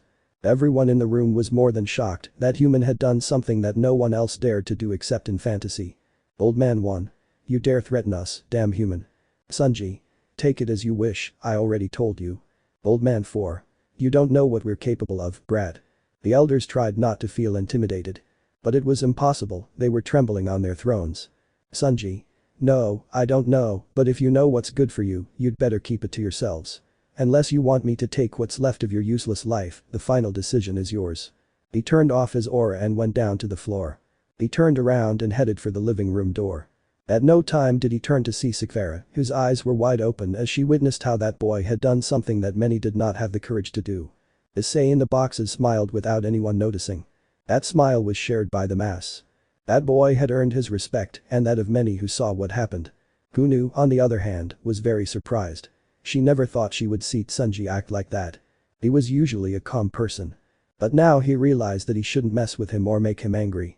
Rias was also surprised and could only look at the brown-haired boy with admiration. 15 minutes later. Sanji. Cough. Cough. Cough. Cough. He coughed blood while covering his mouth with his forearm. Gunu. You're a fool, you shouldn't have used your power like that, patting him on the back. Sanji. They deserved it, those decrepit old men, he said with a somewhat hoarse voice. Surzich. If you know that what you did is considered one of the biggest crimes here, with a half smile. Sanji. And? Will they lock me up? Ajuka. No, in fact, those old men deserve that and more. Serafal. Sanji-kun is great. She said excitedly. Azazel. Are you really going to kill them? He asked amusedly. Sanji. No, of course, if they don't bother you. Azazel. Hahaha, this boy is unique, I like you. Sanji. Thanks, I guess. Where is sensei, by the way? Issei. So what do you want to talk about, Rias? Seriously. Rias. I'm going to clarify, and if we can solve this once and for all, she said seriously. She felt a little nervous, but it was nothing compared to last time. This time it would be direct. And she also had hopes that this would be fixed after years, and that hope was because the brown-haired man in front of her didn't see her like before. Chapter 18. Issei. Solve it. Rias, we already talked about this. Rias. I know. I can't make up for what I did to you before I sent you there. But I can explain why I sent you there, she said seriously. The chestnut tree paid attention to this. Explain to him. He thought she had sent him away for being a piece of trash, as she called him at the time. In her eyes he couldn't see any attempt to lie to him, that serious look of the redeed denoted a lot of sincerity. Issei. Start then. What Issei said surprised the woman a little. He thought she would try to leave, or tell him that what he did had no explanation other than his arrogance at that time. He got a little relieved. Rias. Well, at that time I was a very spoiled girl, as you know, ashamed, but not even I would be able to send you to that dimension. Issei raised his eyebrow at this. Rias. It has to do with those damn old men, clenching her fists with hatred in her eyes. Issei. That's the look you had when we were in that room. Rias. Did you notice? Okay. Days before that happened, I was summoned by the Council of Elders. They were the ones who gave me the order to send you there. The brown-haired boy opened his eyes slightly in surprise. I didn't know what he was talking about or what those old men had to do with him. This was getting more and more confusing. However, the way he said it was so sincere. She wasn't nervous, she was sad. And I could tell that sadness was real. I wasn't lying. Issei. I don't understand. What do they have to do with it? Becoming more serious. Rias. Before we entered, they were talking about a certain Seiko. If they couldn't attack him directly, they would attack what was most precious to him. And 3 years ago, I found out he was your grandfather. The chestnut tree remained silent, giving all its attention. Rias. They told me about the perdition. And they threatened me, saying that if I didn't do it, they would remove my brother from his position and exile my family from the demon world, she said, clenching her fists in rage. Issei. What would they have against my grandfather to do this? He thought, trying to guess why they wanted to attack his grandfather. Issei. And what role does Sona play in all this? Rias. She was the only one I told. Since we were still hurting you at the time, we were afraid that if we told this to one of our parents or siblings, we'd be severely punished. Don't think I'm letting us off the hook, since we were afraid of the consequences, and we did. Issei only saw her. I was analyzing her, trying to find any signs of lying. It was very difficult for him to believe what he said. No matter how hard I tried, I couldn't find any indication that he was lying. Everything about her was sincere now. He sighed, and his gaze changed to a neutral one. Issei. You know, it's very hard for me to believe what you told me. Rias. No need. I've already told you. Look, I'm not looking for your forgiveness. I've given up on that since our last conversation. I just want you to understand why I sent you there. The Redeed walked towards the mansion without anything else to say. It should be noted that both were in the backyard of the Gremory mansion. The brown-haired boy stood still, thinking about what Rias had told him. It would take some time. All this was observed by Sora from the shadows, who smiled. Issei was so focused that he didn't notice her presence. 2 weeks later. Sanji was in his room, meditating in lotus pose. Now he was fully recovered. Sora had explained to him and his master what Kai was more clearly and how to learn to use it with methods other than training until almost dying. He became closer to Kunu, considering her a good friend because she helped him a lot while he was weakened. Venelana gave the kitsune advice on how to approach the boy and it has been working for her. Rossweisse also became closer to Issei, who was starting to feel comfortable around her. Besides that, he smiled at her from time to time and they had funny conversations according to him. They also went out for walks sometimes. The brunette got along quite well with the silver-haired girl, who smiled more and more when she was with him. But he also thought about what Rias had told him. It was still hard for him to believe. But his resentment towards her and those who hurt her had diminished as he thought about it better. The council elders have done nothing in all this time. It seems that what Sanji had told them had worked. Several high-class demons, especially Rias, considered that human to be someone worthy of admiration for having faced important authorities of the demonic world in that way. Even Sekiryuutei ended up respecting him. Although of course, there were also demons that this human deserved death for such an action. While the brown-haired boy was meditating, the door of the room opened showing a maid. "Maid. Young Tsunji-sama, Venelana-sama requests your presence in the main hall," she said in a cordial manner, but with a small. She had black hair, brown eyes, and a voluptuous body. She looked to be in her 20s or early 20s. The maids had ended up liking the boy. He helped them if they had trouble with something. They couldn't just call him by his name because the maids are ordered to respectfully call both the owners of the mansion and the guests. But to express their pleasure, they smiled a little when they were in his presence. But the stewards, it was the same case, although it took a little longer. They would have rather long conversations until they had to carry out their daily tasks. Sanji. Opening his eyes, seeing the maid still with her small smile. Thanks for the warning," undoing his lotus pose, now down, smiling at her. The black-haired woman nodded and closed the door slowly so as not to disturb him with the noise. The brown-haired man got up, put on his shoes and went down to where he was asked. Once there, he could see Venelana and Kunu sitting on one of the sofas. But Kunu was dressed differently. She had a light brown jacket open, showing that underneath she had a white shirt, which looked like it was going to break because of its neckline. His pants were ordinary jeans, tight. All this highlighted his highly developed body. Sanji was confused. He didn't deny that she looked pretty, but he didn't know why she was dressed like that. Venelana. "Oh, how nice that you arrived. Kunu was waiting for you." Sanji. "Waiting? What for?" Kunu. "Let's go out," she said cheerfully and getting up from the sofa. The teenager raised an eyebrow at that. Why did I want to go out with him? Where would they go? Was this a date? How would I tell him I didn't have any money? These and more questions are formulated in your mind. Although what worried him most was that he didn't have to fall dead. But hey, if she paid for everything then there was no problem. Sanji. "Okay," he said simply. He wasn't going to ask why they would do it or if he had money. He figured if she was inviting him, she would have. Besides, I wanted some rest and this would be a good opportunity for that. Sanji. "I'm going to change," he said as he was about to go to his room but was stopped by his friend. Kunu. "The way you're dressed is fine, don't worry," she said this while giving you a nice smile. Sanji. "Well, surprised." Venelana. "Well, I hope you have fun," she said with a warm smile and Kunu gives her a thumbs up. The kitsune widened her smile and without saying anything else created a magic circle in which she and the brown-haired man disappeared. The chestnut took a cup of tea that she was previously drinking and took a sip. Venelana. "With the money I gave to Kunu, they could even spend a week partying. So I wouldn't be surprised if they really go away for a week," she thought with a small smile. In the human world. Issei was sitting on a park bench which had a water fountain in the center. In the end, he had decided to believe what Rias told him.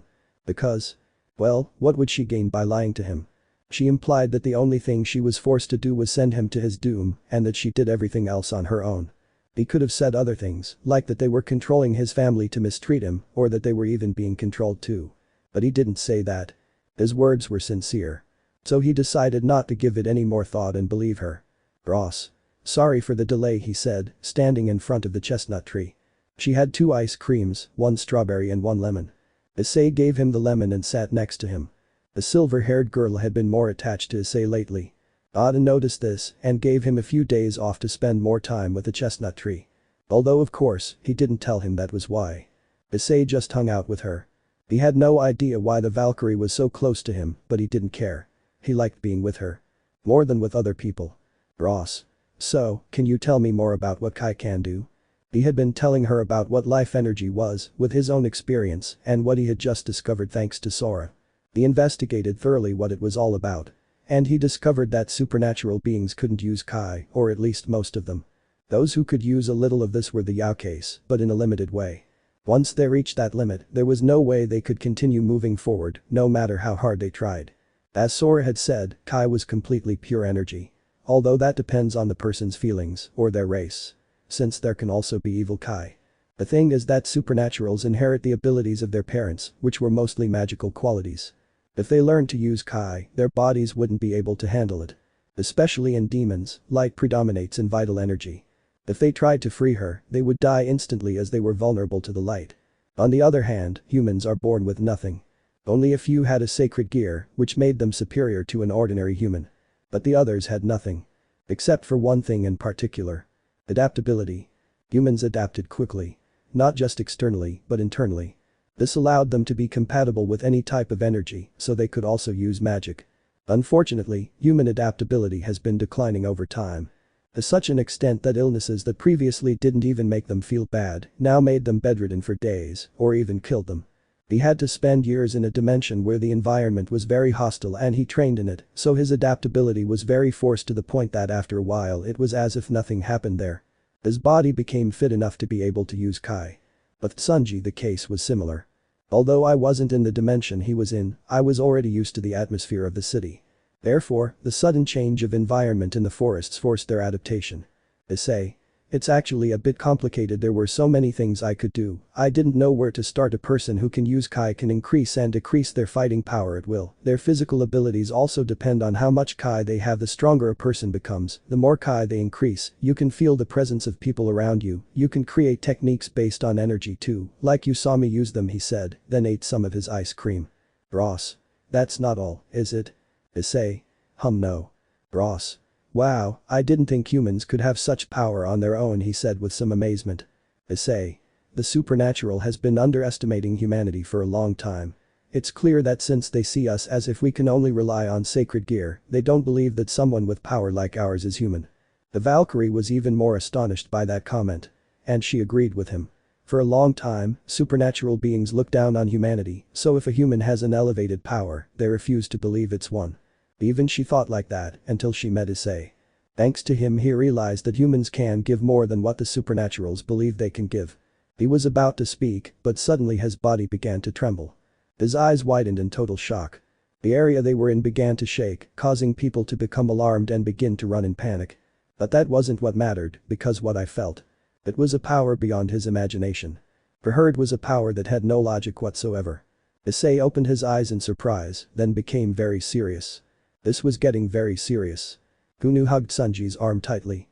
That power had made the underworld shake intensely. Gunu, being very sensitive to detecting presences, was more than terrified. Sanji grabbed Kunu's hand to calm her down, which was very ineffective. Her body was shaking a little, a sign that her instincts were activated and screaming at her to run away. Sanji. What is this? Whose power is this? His Kai is immense. He thought while gritting his teeth. Suki. What did you do? She asked horrified. In front of her stood Pausado. But it looked different. His silver eyes that looked at her made her body not stop trembling. His hair, now a bright silver color, slightly spiky, moved as if a breeze were passing through it. When in reality it was the aura that surrounded him that caused it. His power was so great that all the supernatural and human territories shook with intensity. Even though it was very far away, everyone felt as if they were right in front of it. And unfortunately for Suki it was literal. She finally fainted, unable to bear the sensation. He had even wet his pants. Oro still looked at her in an expressionless and emotionless manner. Then she turned to look at her wrist, on which there was a bracelet that had a white gem in the center. The aura was slowly being absorbed by that gem. Oro. This, putting on a small smile, it's incredible. Chapter 19. 1 month later. Issei was meditating, while a bluish aura surrounded him, at the same time his somewhat bristly hair was moving because of it. Since he felt that power, he has not stopped training and meditating. But not only that, he also trained Sanji to be able to control his new technique. And to get the Ultra Instinct. Sanji, without refuting anything, did everything his teacher told him. He also wanted to acquire it. I knew very well that I wasn't ready for it. But every time he tried, he created a new theory of how he could achieve it. However, each of these were discarded as they did not work. 8 minutes later. Issei. Slow dodging a kick from Sanji, which was going towards his head, you think a lot, grabbing his foot and throwing it to the other side. His disciple landed on his feet and without wasting time he launched himself at full speed against Issei. He threw a flurry of quick punches, but they were all dodged with incredible ease. The smaller chestnut tree increased its speed, but it was not working. Until Issei stopped one of the one-handed blows. Issei. Reduction of strength in exchange for speed. After saying that, he punched him in the stomach, which made him spit blood. The teenager fell to his knees, clutching his stomach and trying to breathe. Issei. Listen. I've noticed that you've freed yourself from the doubts that were gnawing at you inside, and because of that, your attacks feel restrained. You think and move more than you should, which is why you tire more quickly. I've also noticed that when you can't land a hit, it easily upsets you. Looking at it seriously, you must stay calm and be quick. Keep your mind in harmony and concentrate on your opponent.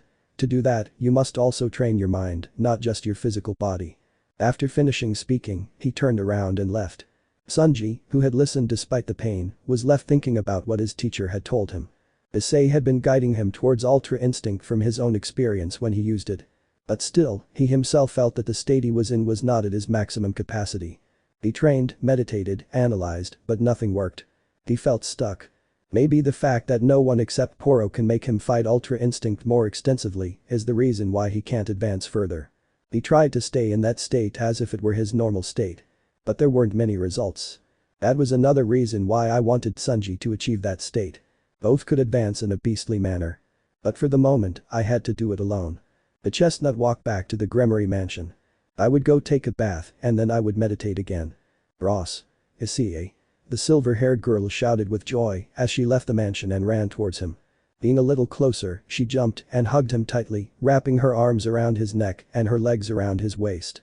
To prevent him from falling, the brown-haired boy had to reciprocate the hug. Ross. How did it go? She asked, still hugging him. Issei. He still has a bit of learning curve, but he's doing it quickly. Maybe next time he'll come up with a surprise. Ross got off the chestnut tree and gave her a nice smile. The brown-haired boy responded, only his was calmer. Rossweisse had paid even more attention to Issei, to the point that they seemed like a couple of lovers. Although the silver-haired girl didn't deny it when they talked about it. Issei, on the other hand, felt strange being with the silver-haired girl. Since he had never been interested in learning anything about feelings of love or someone talking to him about it, that was the reason why he now didn't know what he felt. But he liked it.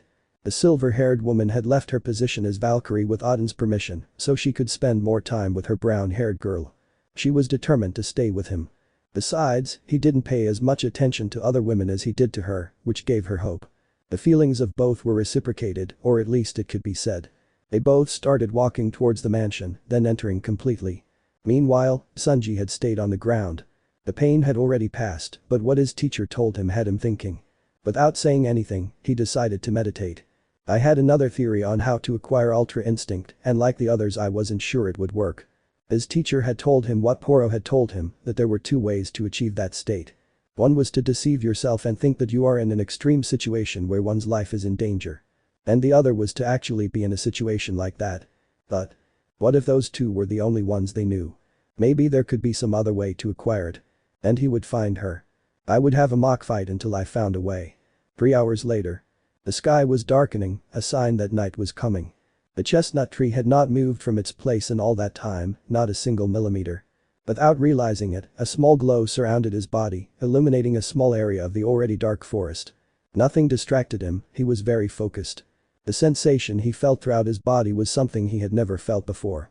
He had a feeling it was very important, so he didn't stop. Meanwhile, at the mansion, Issei and Ross were having dinner at the large table in the enormous dining room. Venelana. Don't you know where Sanji is? She asked when she didn't see him at the table. Issei. It's okay. He has something to take care of, he said nonchalantly, while continuing to eat. Kunu, who was present, wanted to go look for him. She was very worried. But he couldn't. Venezuelan told him that he should trust him more. Sure, if I wanted to have a relationship. Lately she had been glued to him, there were even times when she was very close to sleeping with the brunette. But all those times were frustrated by herself, seeing how tired he was after training. She also trained in her own way, sometimes being helped by Tsunji. He had a great advancement in power and hand-to-hand fighting skills. I saw him smile more with her, which made her happy. A few minutes passed, and everyone had finished eating. It was then, when the door of the large dining room opened, revealing a brown-haired teenager, who had a change of clothes. Kunu, without waiting, threw herself towards the brown-haired boy and hugged him tightly. "Kunu, where were you? I was worried, silly," she said while still hugging him and perceiving his scent. Tsunji. "Ah, well, I was meditating," he said, somewhat confused by the kitsune's action. She had never hugged him like that before. The blonde pulled away from the brunette but grabbed his arm tightly.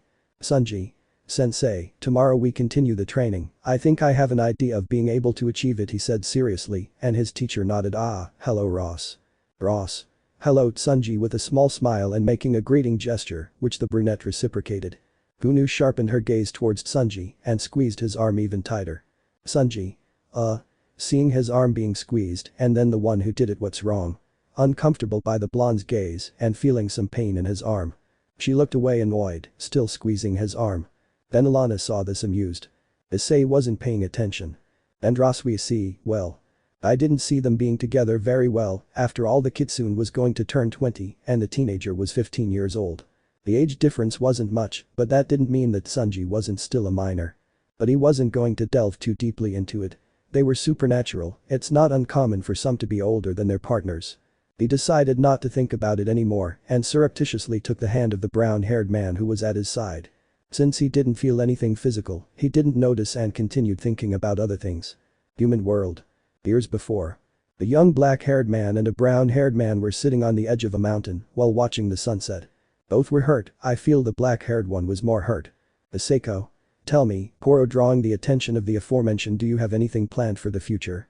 I mean, apart from being very powerful, although you already are," she asked curiously. Poro. "What if I have something planned?" He repeated the question to himself, then thought about it for a bit to make this world a better place than it is now. Aseko. And how will you do it?" she asked curiously. Poro. "Getting rid of the discomfort," he said this seriously. Present. Poro saw a beautiful landscape, an open green field, filled with light from the sun. He stood on the light green grass, the wind passing over his face and his hair moving with it. Poro. "The next generations will be better, smiling without beings who think they are superior and take advantage of human ignorance," enlarging his smile. His hair stood up a little, his eyes turned silver, and a dark blue aura with white light particles surrounded him.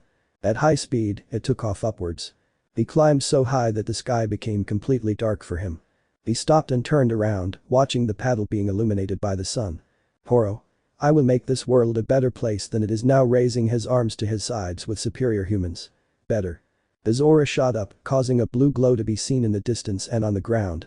In a room, more specifically in a bed, a pink-haired girl who had her arm over her eyes couldn't stop shaking. From one moment to another the memory of Poro with silver hair came to mind. Having him so close while emanating such power had made him even wet his pants. Anyone would have done it if they had it as close as was his case. Another memory invaded her mind, that of a chestnut tree that looked down on her from above. But the serious face, which only made her wonder if he would kill her or not. Her trembling increased and cold ran down her spine.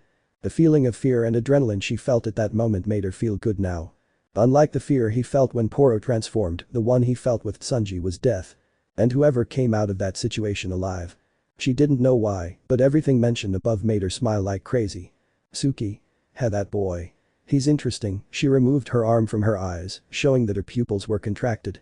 That, along with his smile, gave him a face that reflected madness. Being dominated like that made her feel excited. He ran his hands all over her torso until he reached her thighs. "Suki. I want to see him again," she whispered, while one of her hands moved to her crotch. She laughed while a blush appeared on her face. That serious look that the brunette gave him at that moment made him lick his lips, and his breathing became more frantic. All this was happening while the shaking of his body continued. Chapter 20. The problems that each one has can reach unimaginable points. The simplest thing can even make a person angry. Like car traffic, a long line that doesn't move, you get bored of having to sit for hours waiting for something. Humans get strong feelings for simple things. And no matter how strong or smart they are, they always fall into the same thing. Because they are governed by one thing, that which has always accompanied them. That which can strengthen them and hurt them at the same time. That's why they do as many good things as bad. They contradict each other, they always do. They feel one thing, but the next second they feel something else. And it gets to the point where they don't even know what to feel anymore. But that's what it's all about, isn't it? This is what characterizes them, above all races. Although they also have them, humans surpass them in intensity. Humans are full of emotions. And often they can't escape them. Either because it's very difficult or because sometimes it's simply impossible to do anything about them. If a human being is deprived of or loses the ability to feel emotions, his life would have no meaning. But what's this about? Well, because this is the case now. You may think you feel something, but as time goes by, you start to feel something completely different. Something real. Something that eats away at the person from within. There were already people who experienced this, and it was a whole family and a couple of demons. And this time, there will be only 2 people. They are about a woman and her daughter. Time changes everything, and your case is an example. More than a year has passed and they still can't get rid of that feeling. The one who doesn't let you sleep at night because you're thinking about what you missed. Repentance can be tortuous, depending on the circumstances. When they kicked him out of their home, they thought he would stay out until the next morning, when they would let him in. As always happened. As it should have happened. They didn't think that the last thing they would see of him would be his face full of tears and a look of resentment. At first they didn't care, they thought that since he was still a naive and inexperienced child, he would have no choice but to return. They were thinking about that for a few more days. Which turned into weeks. Here they began to wonder where he was and what he was doing. The negligent mother sometimes looked out the window of her house to see if the child returned. But nothing. The cruel older sister sometimes entered what was her brother's room and stared at what was there. Or rather, what there should have been, because he only had his mattress and his clothes balled up to one side. It had been about 4 months since Tsuji was thrown out. Here both were already starting to worry, as crazy as it may seem. Mother and daughter went out to the street to look for him, several times they had traveled all over the city trying to locate him. But it was totally useless. When they arrived home, all they received were screams from the man they lived with. Which caused fights and broken things. In this way, the first year had passed. The husband and stepfather of both women had gone to prison for beating his wife. So she went to the authorities and they locked him up. Not without first getting a divorce and taking everything of value from her ex-husband. But he didn't just do that. He also reported the disappearance of his son, whom he had not seen for a year. At school, her daughter saw how everyone had assumed her brother was dead. When her friends asked her how she was after that, she left upset. He didn't like being told that his brother was dead. At this point, they both just wanted to find him. They just wanted to see him again. They didn't have time to see that their actions were completely hypocritical. They wanted him back. Half a year more had passed. Both were already desperate. As the days passed, they realized the damage they had done to him. Every night instead of dreaming, they remembered all the abuse the child had suffered at their hands.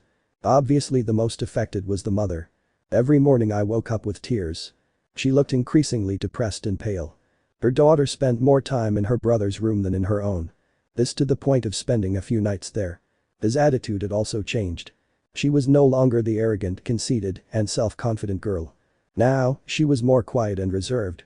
He didn't talk to anyone, not even his friends. What caused them to move away from her? At her graduation, everyone was happy except her.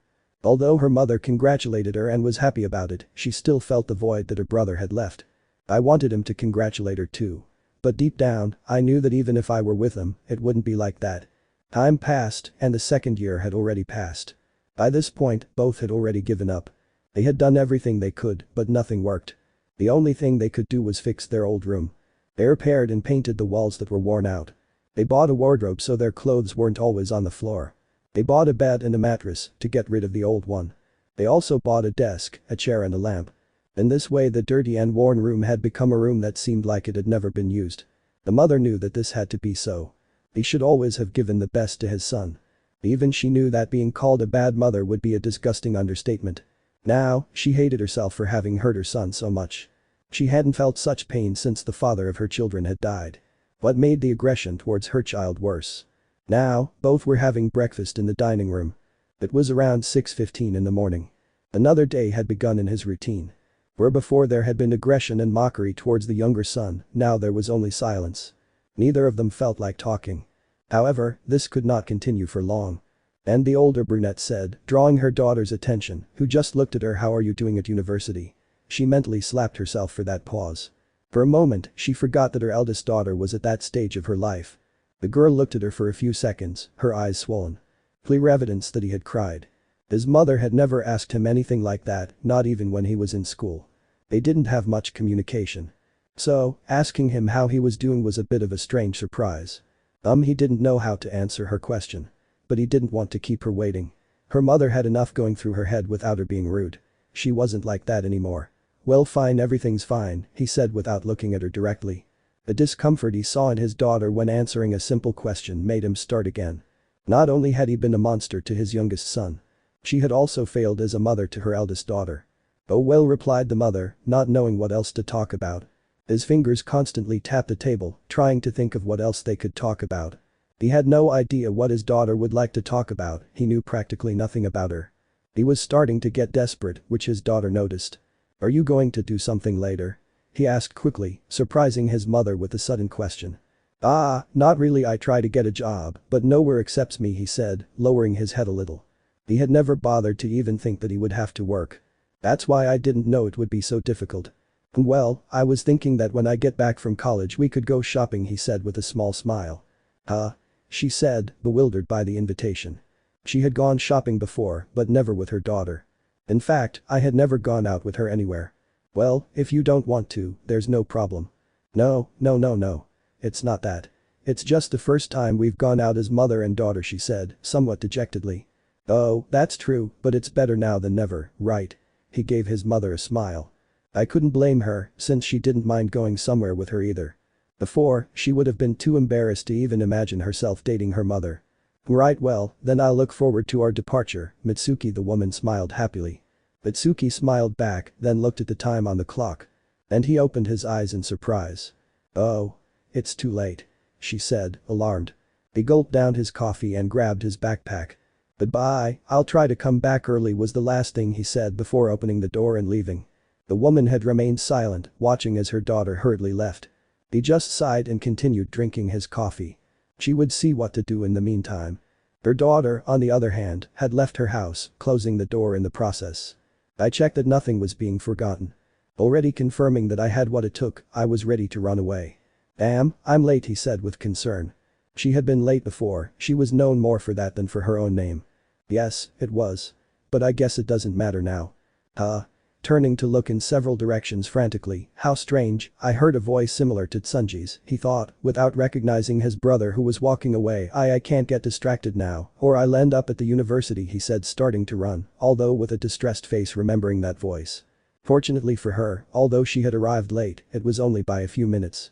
Not like previous times, when he even arrived an hour late. And as if it were his day, the rector was not at the door waiting.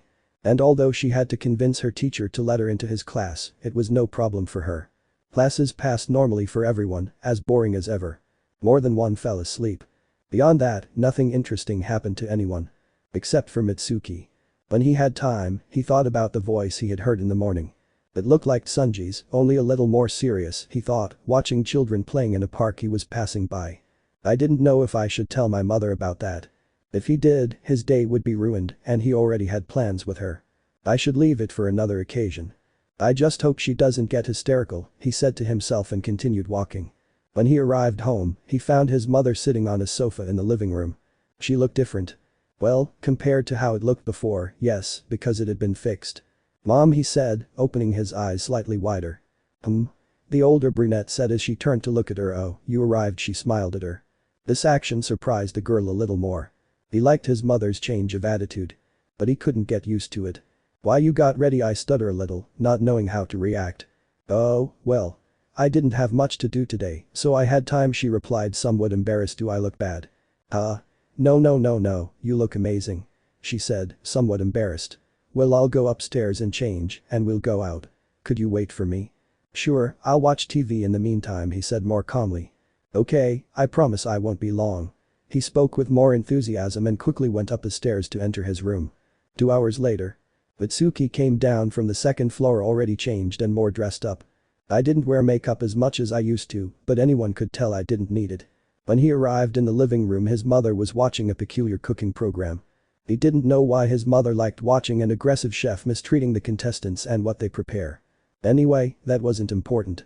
I'm ready, she said, getting her mother's attention. Do I look okay? The woman looked at her carefully, then gave her a thumbs up with a smile. You'll attract a lot of attention today, Issei, looking at her embarrassed daughter. Well. What do you think about going now? She tried to hide her embarrassment by looking away. Receiving praise from her mother was not normal for her. Sure, go out and I'll catch up with you, he replied, receiving a nod from his daughter and then watching her go to the exit. Without waiting any longer, she turned off the television, the lights, and grabbed her bag. When he opened the door, he saw his daughter waiting. Okay, let's go quickly, we have a lot to buy, he said with some excitement in his voice. Itsuki smiled a little upon hearing this. Finally, the mother left the house and closed the door. End of the chapter. Let me know in the comments below if you guys want the next part. Also check out my other video that has been shown and left. Thank you for watching. If you enjoyed this video, please like and share this video. And have a fantastic day. Bye.